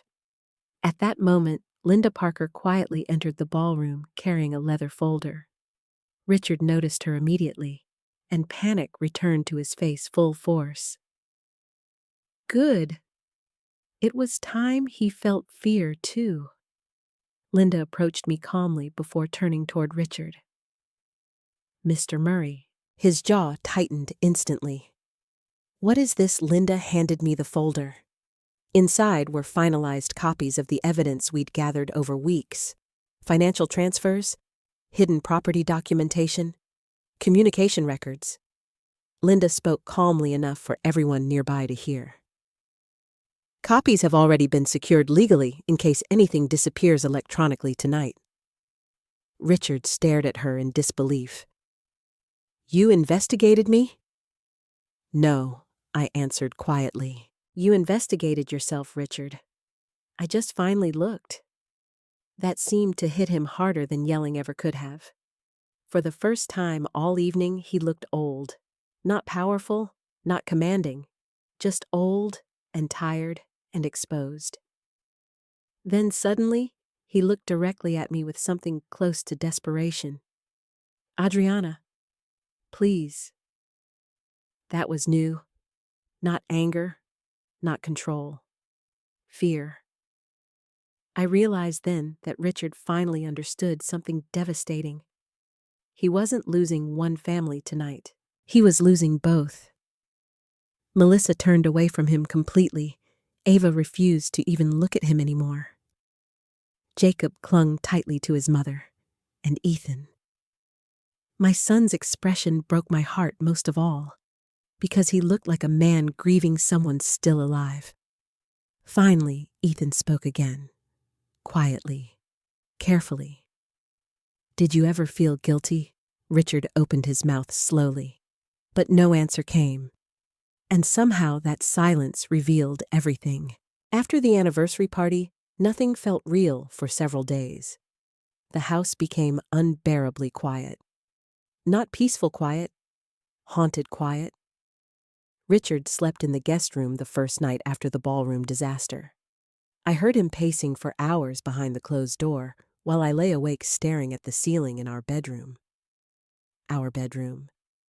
Even that phrase felt broken now. The next morning, he tried acting normal. That frightened me more than screaming would have. I came downstairs and found him standing in the kitchen making coffee, like the world hadn't just collapsed around us. Morning, he said carefully. I stared at him in disbelief. How could someone destroy so many lives and still reach automatically for coffee mugs and routine? I walked past him without answering. Adriana, we need to talk. No, I said quietly. You need to talk. I've been listening to lies for 15 years. His jaw tightened immediately. There are things you don't understand. I laughed then. Actually laughed. Because even after being exposed publicly, Richard still believed the problem was my lack of understanding rather than his deception. I turned toward him slowly. You created a second family. I know that looks terrible. It was terrible. He looked frustrated now, as though my refusal to soften his actions inconvenienced him emotionally. I never intended to hurt anyone. That sentence nearly made me physically ill. You told another woman I was dead. Richard looked away. I panicked. For 15 years, silence. Exactly. That morning, he left the house without finishing his coffee. And for the first time since this nightmare began, I no longer felt afraid after he walked out the door. I felt done. 3 days later, I met with Patricia Reynolds officially for the first time. She was the attorney Linda recommended after uncovering the financial records. Mid-60s, brilliant, calm. The kind of woman who looked like she had spent decades watching wealthy men underestimate her. Her office overlooked downtown Columbus. Clean glass walls, organized files, absolute control. I liked her immediately. Patricia reviewed the documents carefully while I sat across from her, trying not to emotionally collapse all over again. Finally, she removed her reading glasses slowly. Mrs. Murray, she said carefully, your husband has been preparing financially for separation for years. Hearing another professional confirm it made my stomach tighten anyway. He tried getting me to sign paperwork. Patricia nodded immediately. Yes, and based on these records, if you had signed those restructuring agreements, a significant portion of your marital assets could have been shielded under corporate protections. I stared at her. So I would have lost everything. Not everything, Patricia corrected carefully. But substantially more than you should. The room suddenly felt colder. Because up until then, part of me still viewed Richard's financial deception as secondary to the emotional betrayal. Now I understood something horrifying. While I was protecting our marriage emotionally, Richard had been protecting himself financially. Planning, preparing, strategizing. Patricia slid several documents across the desk toward me. These transfers concern me most. I studied the pages carefully. Large sums moved gradually over years through Murray Holdings Group. Property allocations, investment shifts, retirement restructuring, and then I saw it. Florida property inquiries. Melissa prefers coastal regions. The handwritten note I'd found earlier flashed through my mind. Patricia looked at me steadily. He was building an exit. The words hit harder than I expected, because affairs can sometimes feel impulsive, emotional, chaotic. But this was architecture. Richard hadn't stumbled into betrayal. He constructed it carefully over time. Meanwhile, Ethan finally asked to meet me alone. We sat together at a quiet park near the river 2 evenings later. The weather had turned colder now. Bare trees stretched above us while gray clouds hung low across Columbus. Ethan looked exhausted, older somehow, like the last few weeks had aged him emotionally. For several minutes, neither of us spoke. Then finally, I'm sorry. The pain in his voice broke my heart immediately. You don't need to apologize. Yes, I do. He looked down at his hands. I defended him. You didn't know. I should have trusted you.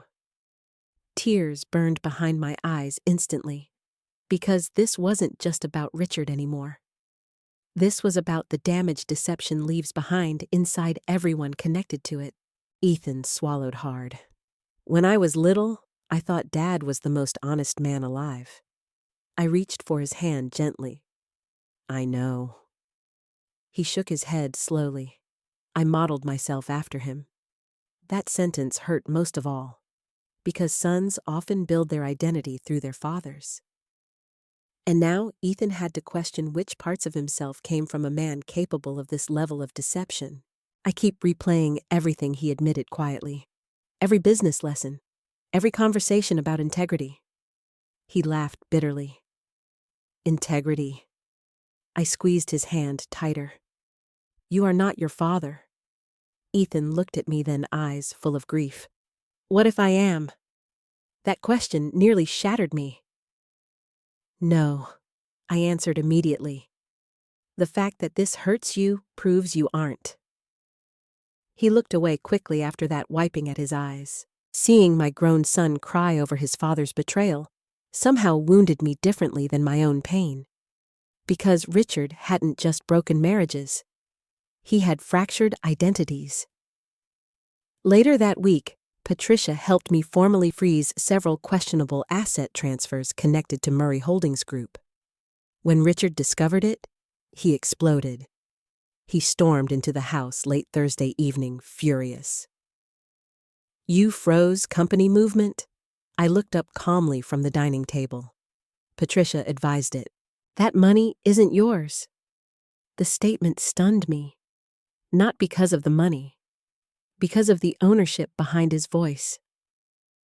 After 35 years of marriage, Richard genuinely believed I had no claim to the life we built together.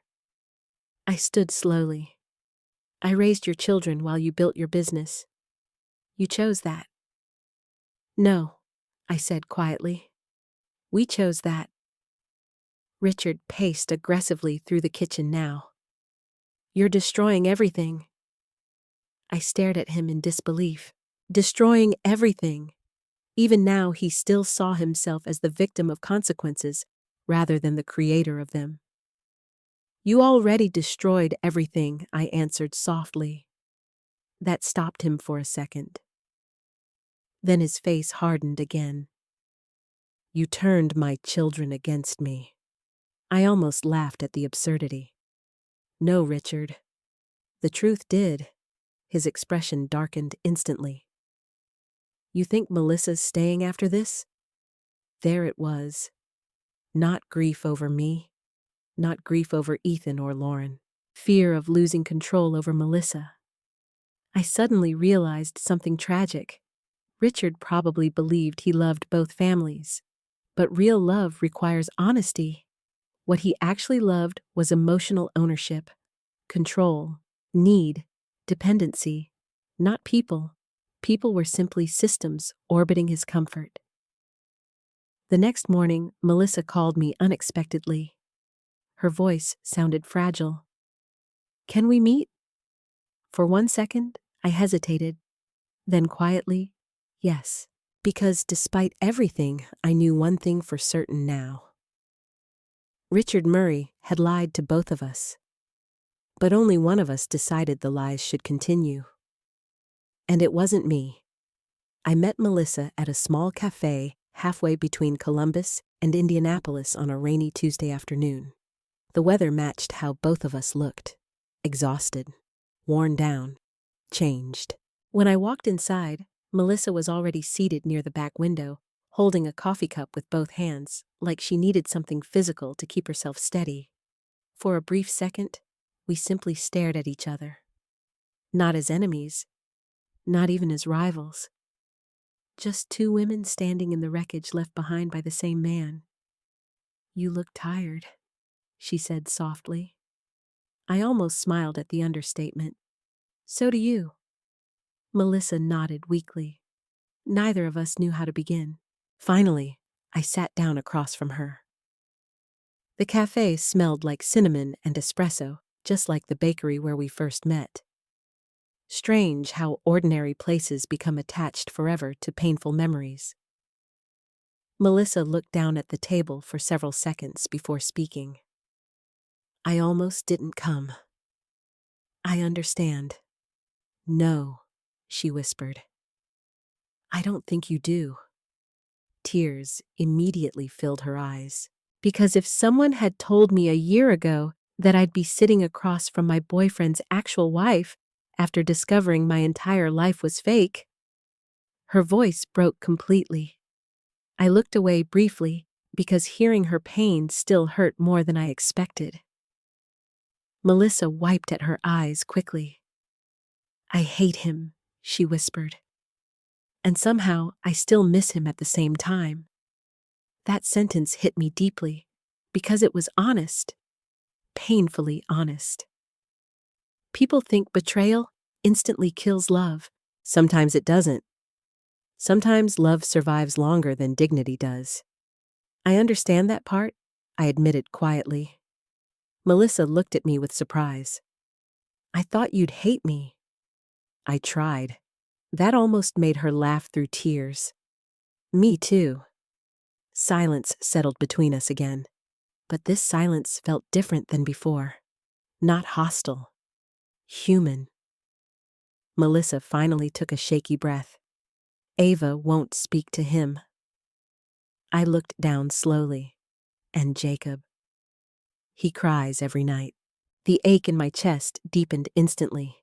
They're asking questions I don't know how to answer. Melissa's voice trembled harder now. How do I explain this to children? I had no answer. Because some damage has no clean explanation. After a moment, Melissa looked at me carefully. "Did you really have no idea?" I shook my head slowly. "Not until recently." She stared down into her coffee. "He told me his wife died after a long illness. He cried the first time he told me." That detail made my stomach twist violently. Not because I doubted her, because I believed her completely. Richard probably did cry. That was the terrifying part.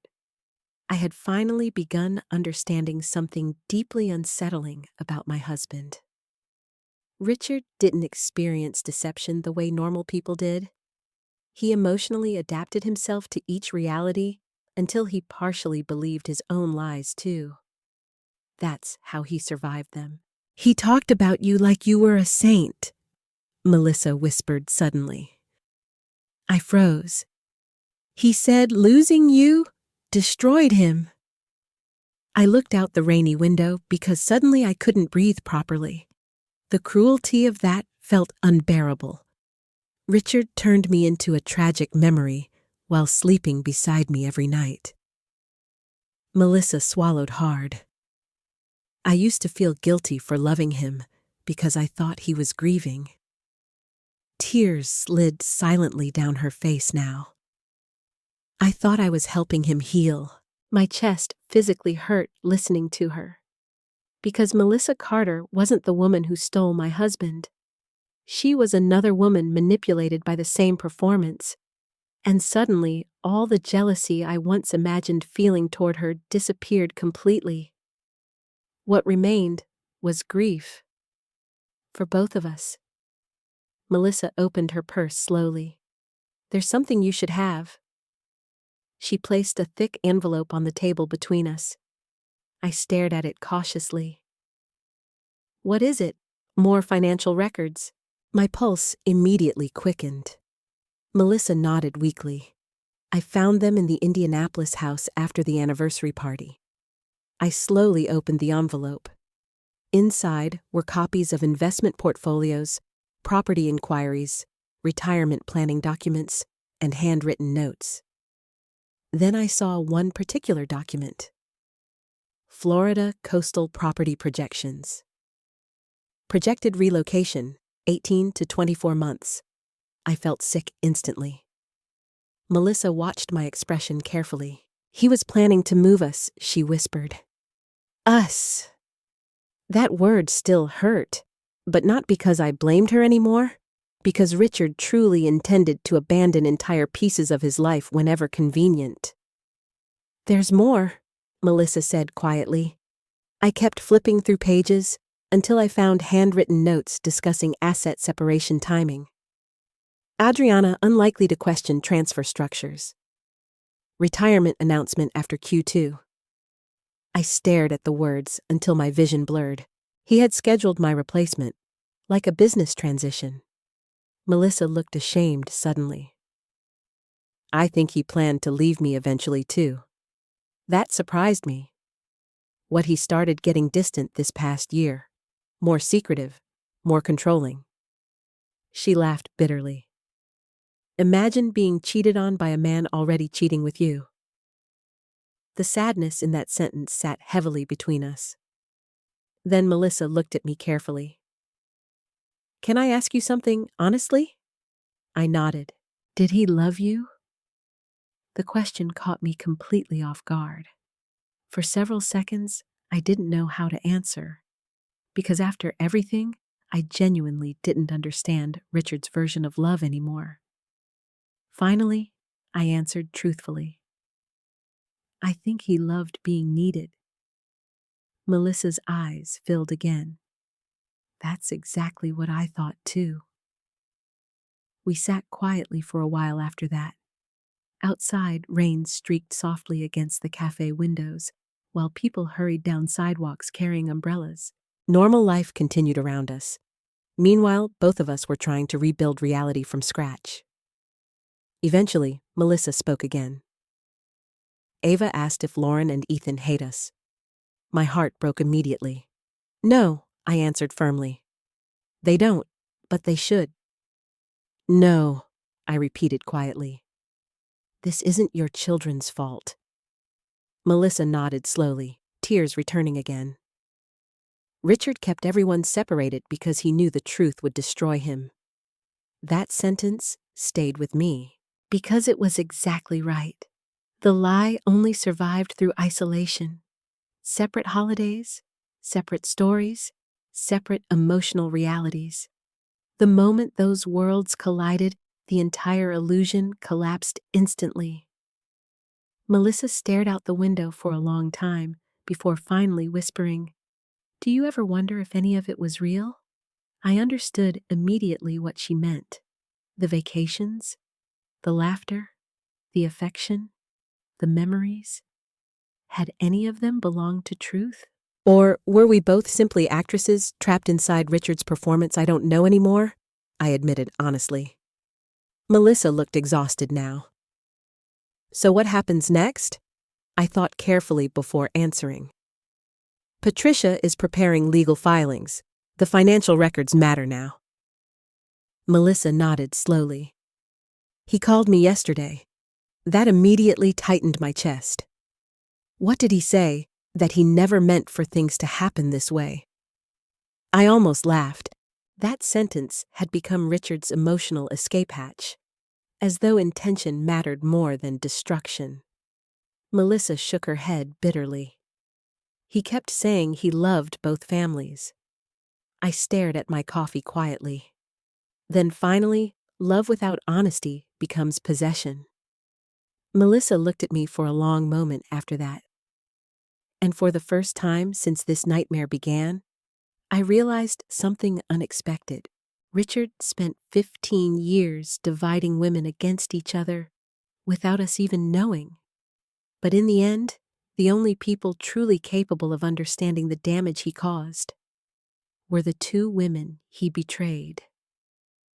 The divorce hearing took place on a gray Thursday morning in early March. By then, the story had already spread quietly through parts of Columbus society. Not publicly in newspapers or online scandals, but through whispers at country clubs, church gatherings, and business dinners. Richard Murray's carefully constructed reputation had begun collapsing long before we entered the courtroom. And for the first time in 35 years, he could not control the narrative anymore. I arrived at the Franklin County Courthouse with Patricia Reynolds and Ethan beside me. Walking through those heavy courthouse doors felt strangely symbolic. For decades, I had entered spaces as Richard Murray's wife. Today, I entered as Adriana Murray. Just Adriana, and somehow, that felt stronger. Ethan carried several document folders under one arm, while Patricia moved beside us calmly in her charcoal gray suit. Her confidence steadied me more than she probably realized. "You ready?" she asked quietly before we entered the courtroom hallway. No, not even close. But I nodded anyway. Richard stood near the far end of the corridor, speaking with his attorney when we arrived. He looked thinner now, more exhausted. The controlled confidence that once defined him had cracked visibly over the past months. For one brief moment, our eyes met.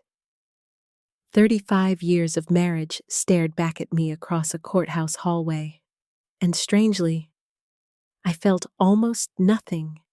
Not love, not rage, just distance. That frightened me at first, until I realized indifference is sometimes the final stage of grief. Melissa arrived shortly afterward, carrying her own folder of financial records. She looked nervous but composed. We exchanged a small nod. Not friendship exactly, but solidarity. Richard noticed her immediately and his face tightened, because her presence meant something devastating. Both women he manipulated had chosen truth over protecting him. Inside the courtroom, everything felt colder than I expected. Fluorescent lighting, wooden benches, quiet paperwork sounds. No dramatic music, no emotional speeches, just consequences. Patricia presented evidence methodically.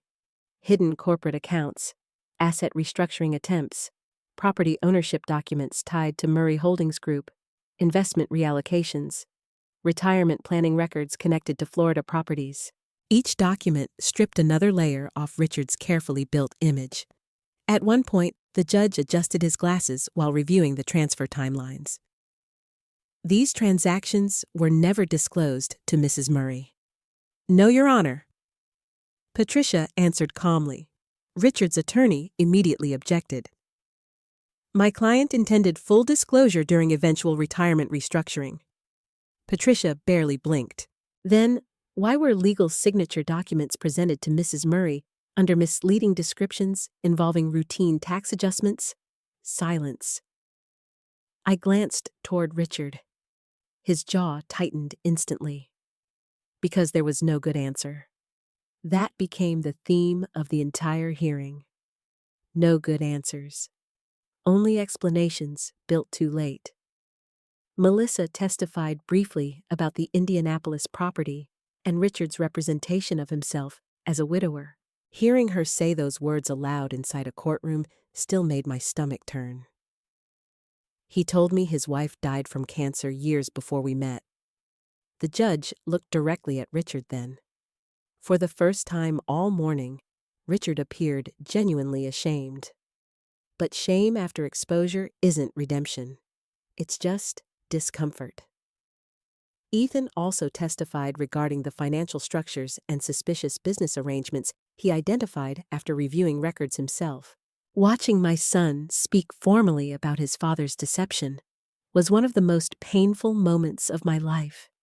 Not because Ethan lacked professionalism, because his voice sounded emotionally hollow, like something foundational inside him had broken permanently.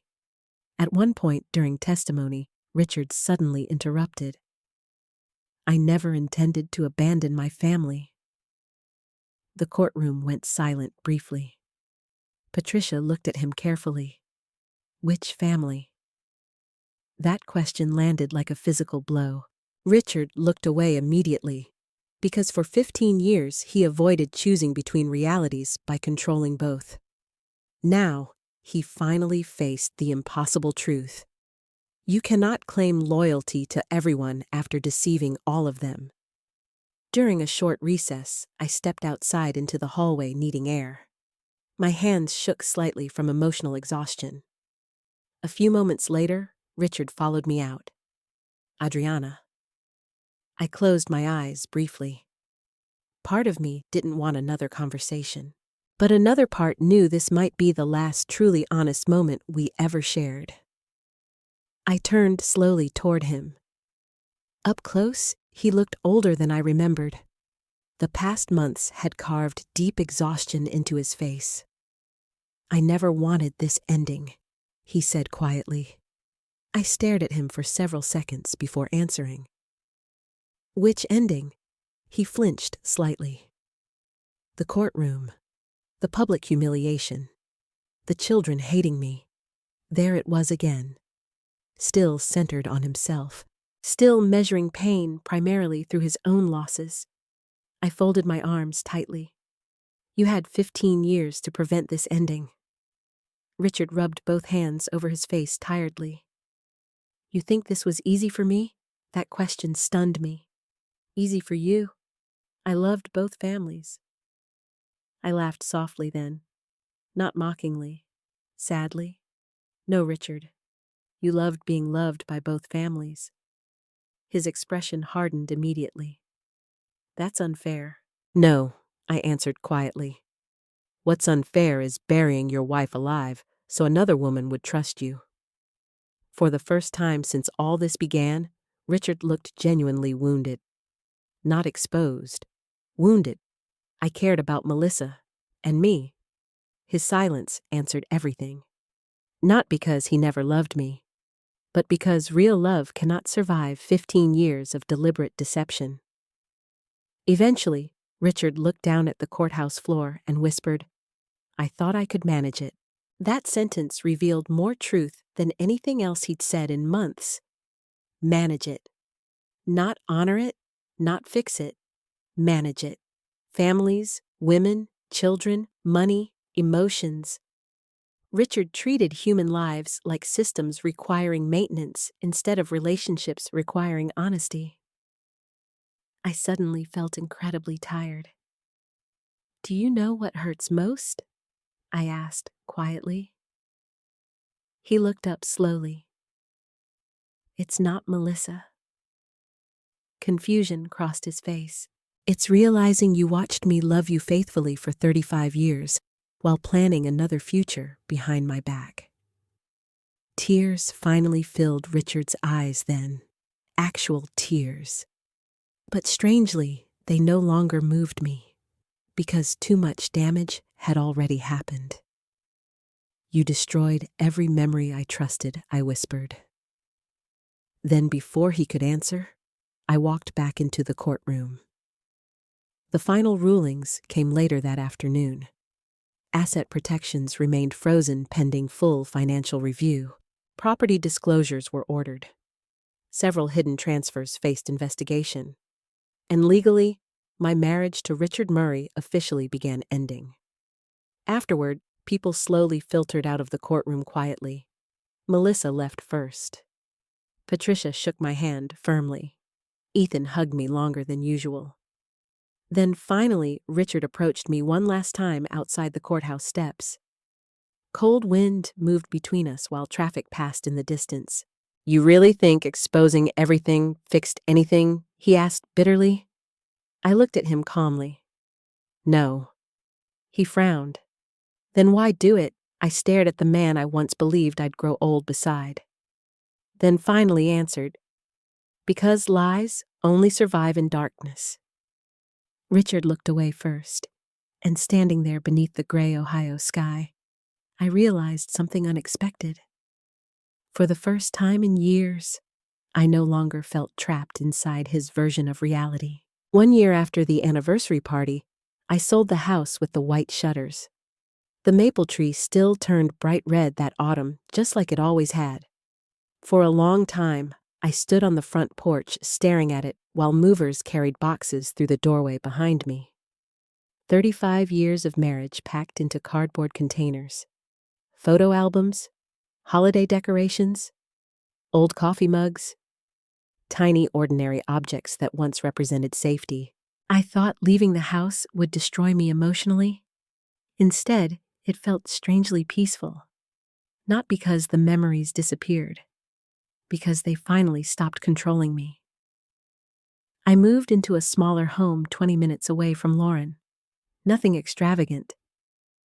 Just a quiet little place with a reading chair near the window and a small backyard garden I planted myself that spring. For the first time in decades, every object inside my home belonged entirely to my own life. No secrets hidden in drawers. No second phones vibrating at midnight. No lies sleeping beside me. Just silence.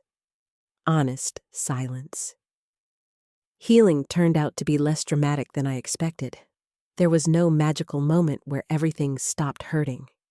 No inspiring sunrise where I suddenly felt powerful again. Mostly healing looked ordinary. Making coffee alone. Learning how to sleep diagonally across the bed. Watching television without waiting for someone to come home. At first, loneliness terrified me. Then slowly, it became freedom. Lauren visited constantly during those first months after the divorce finalized. Sometimes she brought groceries, sometimes wine. Sometimes she simply sat quietly beside me without forcing conversation. One evening, while helping me unpack kitchen boxes, she suddenly looked at me and whispered, "You seem lighter now." I thought about that for a long moment, and she was right. I was still grieving, still angry sometimes, still humiliated occasionally. But underneath all of that, something heavy had disappeared. The constant pressure of pretending, the exhausting work of protecting a marriage already built on lies. Ethan took longer to heal. Losing faith in his father affected him deeply. For months, he barely spoke to Richard except during necessary legal conversations. I could see guilt eating at him constantly for defending his father against me early on. One rainy afternoon, he came over unexpectedly carrying takeout containers from my favorite Thai restaurant. We sat at the kitchen table, eating quietly for a while before he finally spoke. I keep replaying that dinner in my head. I looked up. "The night you tried telling us?" He shook his head slowly. "I should have believed you immediately." "Ethan, no." His voice cracked softly. "Mom, I looked at you like you were unstable." My heart ached instantly. "You were protecting the father you thought you had?" "That's the problem," he whispered. "I don't know who he was anymore." "Neither did I. Maybe I never fully had." Ethan stared down at his food for several seconds before finally asking, "Do you hate him?" The question surprised me. I thought carefully before answering. No. And strangely, that was true. Hatred requires emotional energy. By then, what I mostly felt toward Richard was sadness. Sadness for the destruction he caused. Sadness for the life he wasted trying to maintain control over impossible lies. Sadness for the children caught in the middle. Because despite everything, I never wanted Richard destroyed. I just wanted the truth to exist somewhere outside his manipulation. A few months later, Melissa called me again.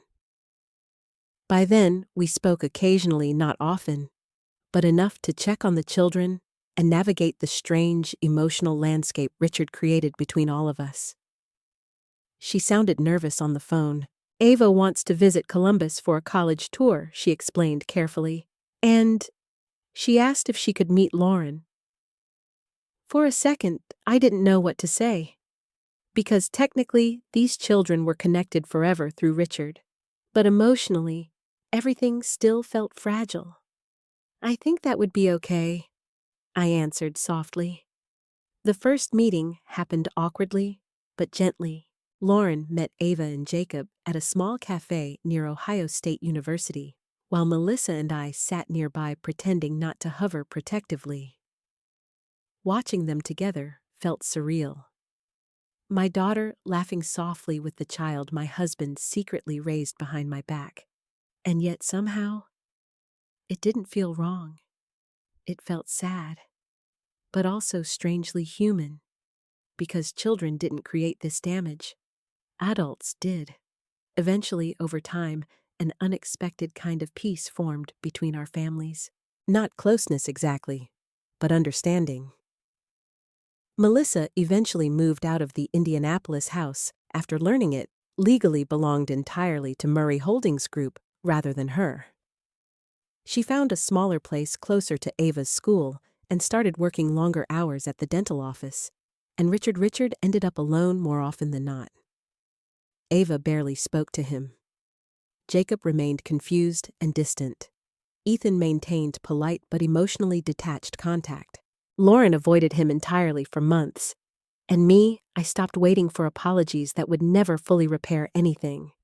That was another hard lesson healing taught me.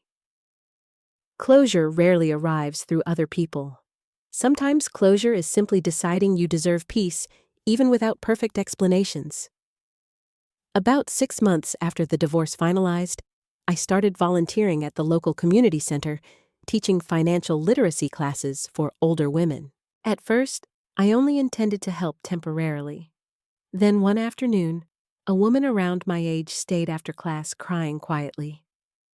"My husband handles everything," she admitted shakily. "I don't even know our bank passwords." Something inside me broke hearing that, because once upon a time I would have said the same thing proudly, trustingly. That evening, I drove home realizing I wanted to do more. So eventually, I began organizing regular workshops specifically for women over 50. Retirement planning, asset protection, basic financial literacy, legal awareness, nothing glamorous. But important, because betrayal becomes far more dangerous when dependency exists beside it. One evening after class, I sat alone in my backyard, watching fireflies drift through the summer air when my phone buzzed. A text from Richard. "I miss the woman you used to be." I stared at the message for a long time. Then finally, I typed back, "I miss her too." She trusted too easily. After sending it, I blocked the number. And surprisingly, I never regretted it. Because the greatest loss of my life was not my marriage. It was how completely I disappeared inside it. For years, I confused loyalty with self-erasure. I thought love meant enduring everything quietly, forgiving endlessly, protecting appearances no matter the personal cost. But standing in my quiet backyard 1 year later, I finally understood something life-changing. Love should never require you to abandon yourself to keep someone else comfortable. And maybe that became the real ending to my story. Not revenge, not divorce, not courtroom victories. Just this A woman who survived betrayal without allowing it to turn her bitter. A woman who finally learned that truth may destroy your old life, but sometimes it also saves the person you were becoming underneath it. Ket thuts fan moi lum. After everything that happened, I learned a painful truth that many women spend their entire lives avoiding. Sometimes the person you trust most is also the person most capable of breaking your heart. For years, I believed loyalty meant silence. I believed being a good wife meant sacrificing pieces of myself to protect the image of my marriage.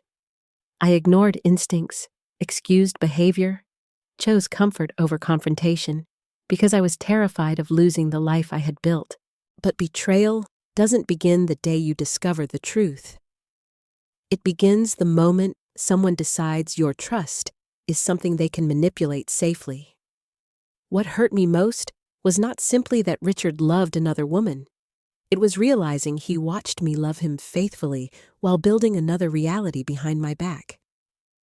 He allowed me to defend him, protect him, and trust him, while he quietly prepared an escape plan for a future that did not include me. And yet, I survived it. Not because I was stronger than other women, because eventually I understood something important. No relationship is worth losing your identity. If someone truly loves you, they will not require your blindness to maintain that love. And if you are listening to my story tonight while doubting your own instincts, please hear me carefully. You are not crazy for noticing changes. You are not weak for asking questions. And rebuilding your life after betrayal is not failure. Sometimes it is the bravest thing a person can do. If this story touched your heart, let me know in the comments what part affected you the most. Have you ever had to rebuild your life after someone betrayed your trust? I read every comment, and sometimes your stories help other people feel less alone. Don't forget to like and subscribe if you enjoy emotional storytelling like this, and tell me where you're watching from and what time it is there tonight.